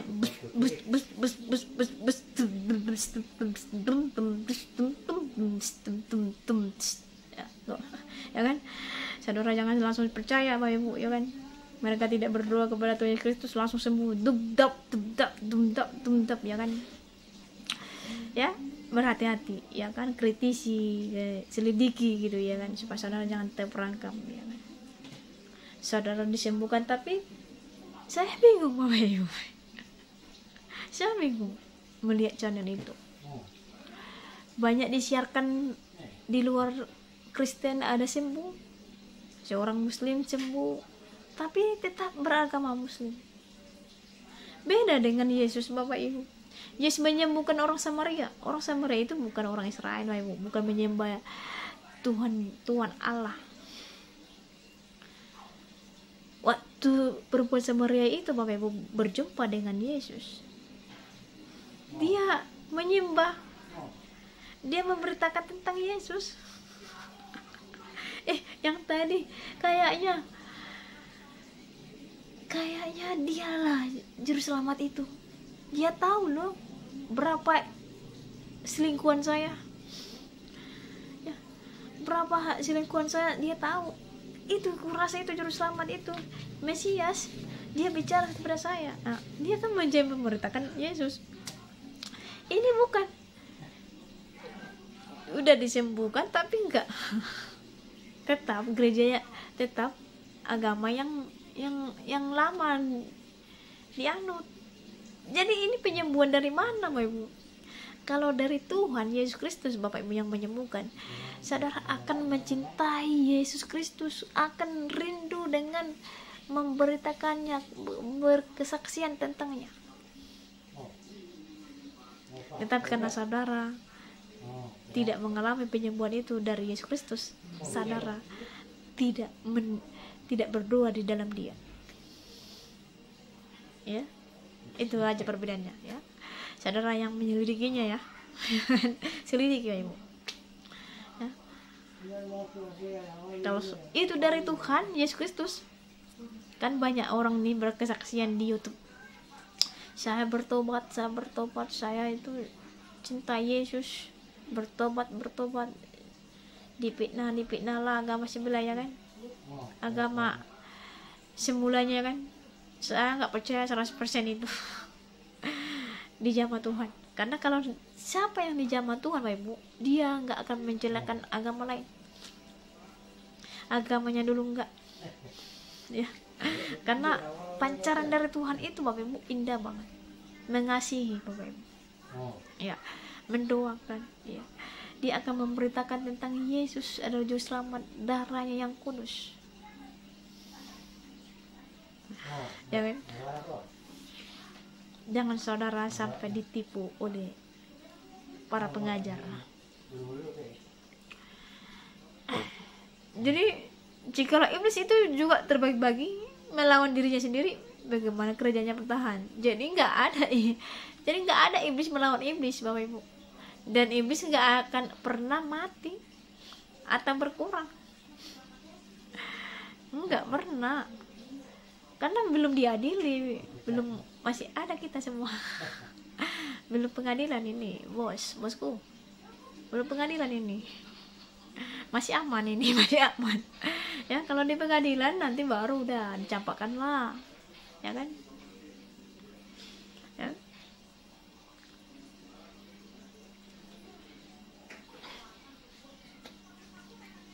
Jadi kalau ada saudara YouTube yang mengajarkan saya sudah musnahkan iblis si iblis itu, si iblis ini, setan ini, saya sudah musnahkan, saya hancurkan. Omong kosong, nonsen ya. Karena jelas Alkitab, mereka tidak pernah bertambah berkurang ya. Saudara jangan pikir bahwa orang yang mati di luar Tuhan itu atau orang jahat ya itu menjadi setan, enggak, atau jadi iblis, enggak akan pernah bosku ya. Jangan saudara berpikir bahwa orang yang mati yang jahat itu jadi setan yang bergentayangan ya kan, enggak, no. Setan dengan manusia itu beda, sangat beda ya kan ya. Kalau mau dia mati di luar Tuhan ya sudah ada tempatnya ya kan, ada Firdaus, tempat orang yang mati di dalam Tuhan, Firdaus tempat yang sementara, Hades tempat di luar Tuhan Bapak ya, orang jahat di Hades sementara ya kan? Sudah tempatkan sana. Oke, kita baca jalan ya.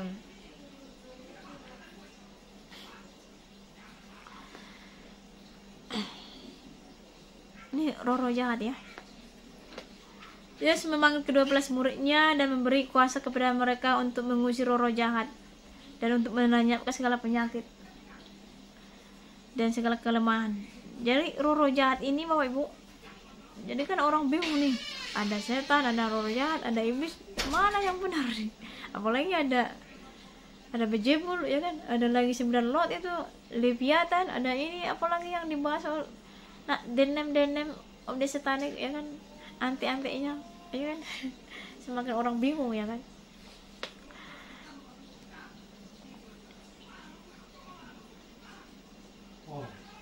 mengusir roh jahat, untuk menghilangkan segala penyakit dan segala kelemahan, ya.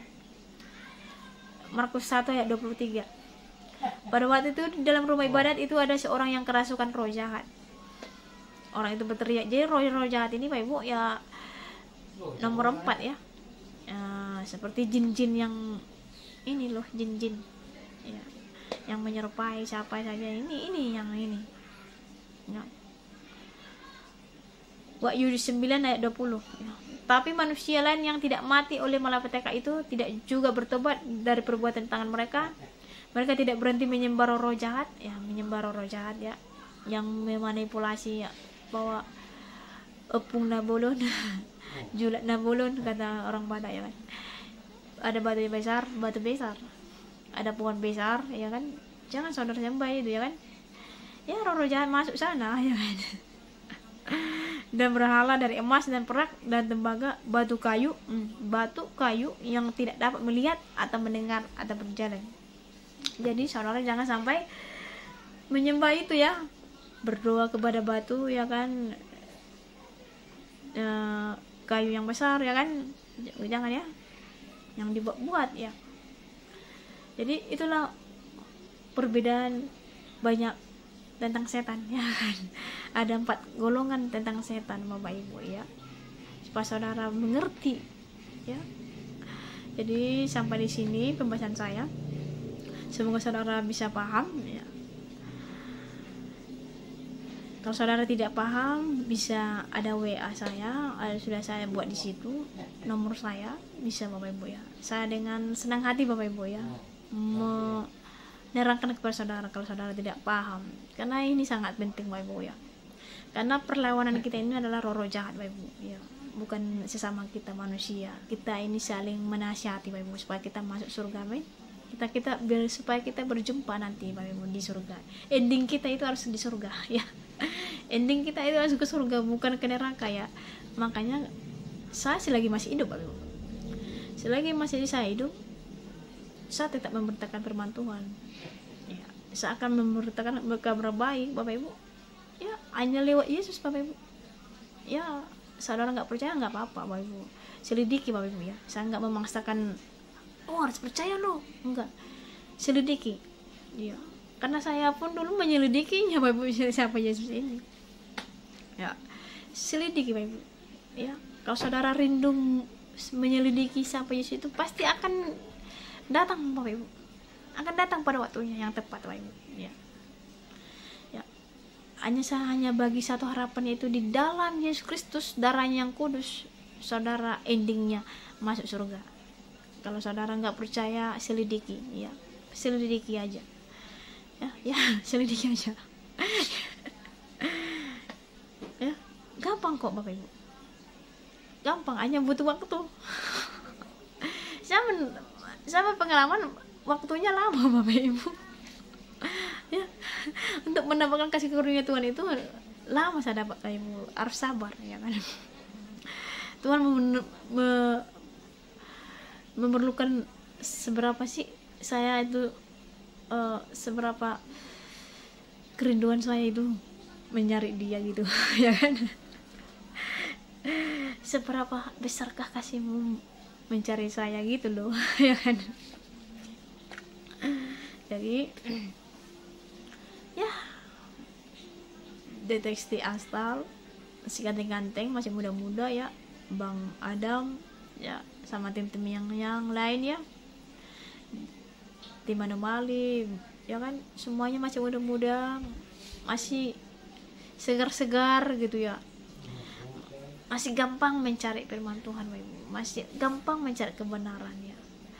Dan doa saya, biarlah tahun pembebasan ini Bapak Ibu ya, tahun pembebasan ini, di mana darahnya yang kudus telah tercurah Bapak Ibu ya, di saat waktu Yesus ditembak Bapak Ibu ya kan perutnya kan ditembak Bapak Ibu, terpancerat, mincrat dia. Kalau saudara potong ayam kan mincrat gitu darahnya kan. Waktu prajurit itu menombak perutnya Yesus Bapak Ibu, darahnya terpencar Bapak Ibu. Dan seketika itu para prajurit bertobat lagi. Tetapi ini dirahasiakan karena mereka takut oleh ini antek-antek yang ini. Takut mereka. Tapi Alkitab menuliskan mereka ini dijamah, Bapak Ibu, dipulihkan. Begitu juga dengan penjaga-penjaga kuburan Yesus dipulihkan, Bapak Ibu, melihat situasi itu. Ya, beruntung Bapak Ibu, ya. Beruntung prajurit dengan penjaga kuburan itu bertobat sebelum waktunya, ya kan? Ya, para murid, para rasul itu bertobat setelah Pentakosta, Bapak Ibu, ya. Setelah Pentakosta, Bapak Ibu, pencurahan Roh Kudus, baru di situ mereka paham, oh siapa Yesus itu, ya. Tetapi para prajurit yang menombak Yesus dan yang menjaga kuburan Yesus, mereka duluan dilawat Tuhan. Amin. Dilawat Tuhan, Bapak Ibu, ya, luar biasa, ya. Jadi doa saya, Bapak Ibu, ya, biarlah yang saya kritisi setiap channelnya dilawat Tuhan lewat tahun ini, ya, dimana Yesus telah mati dan bangkit dan naik ke surga akan menyelamatkan saudara. Sampai di sini, Tuhan Yesus berkati.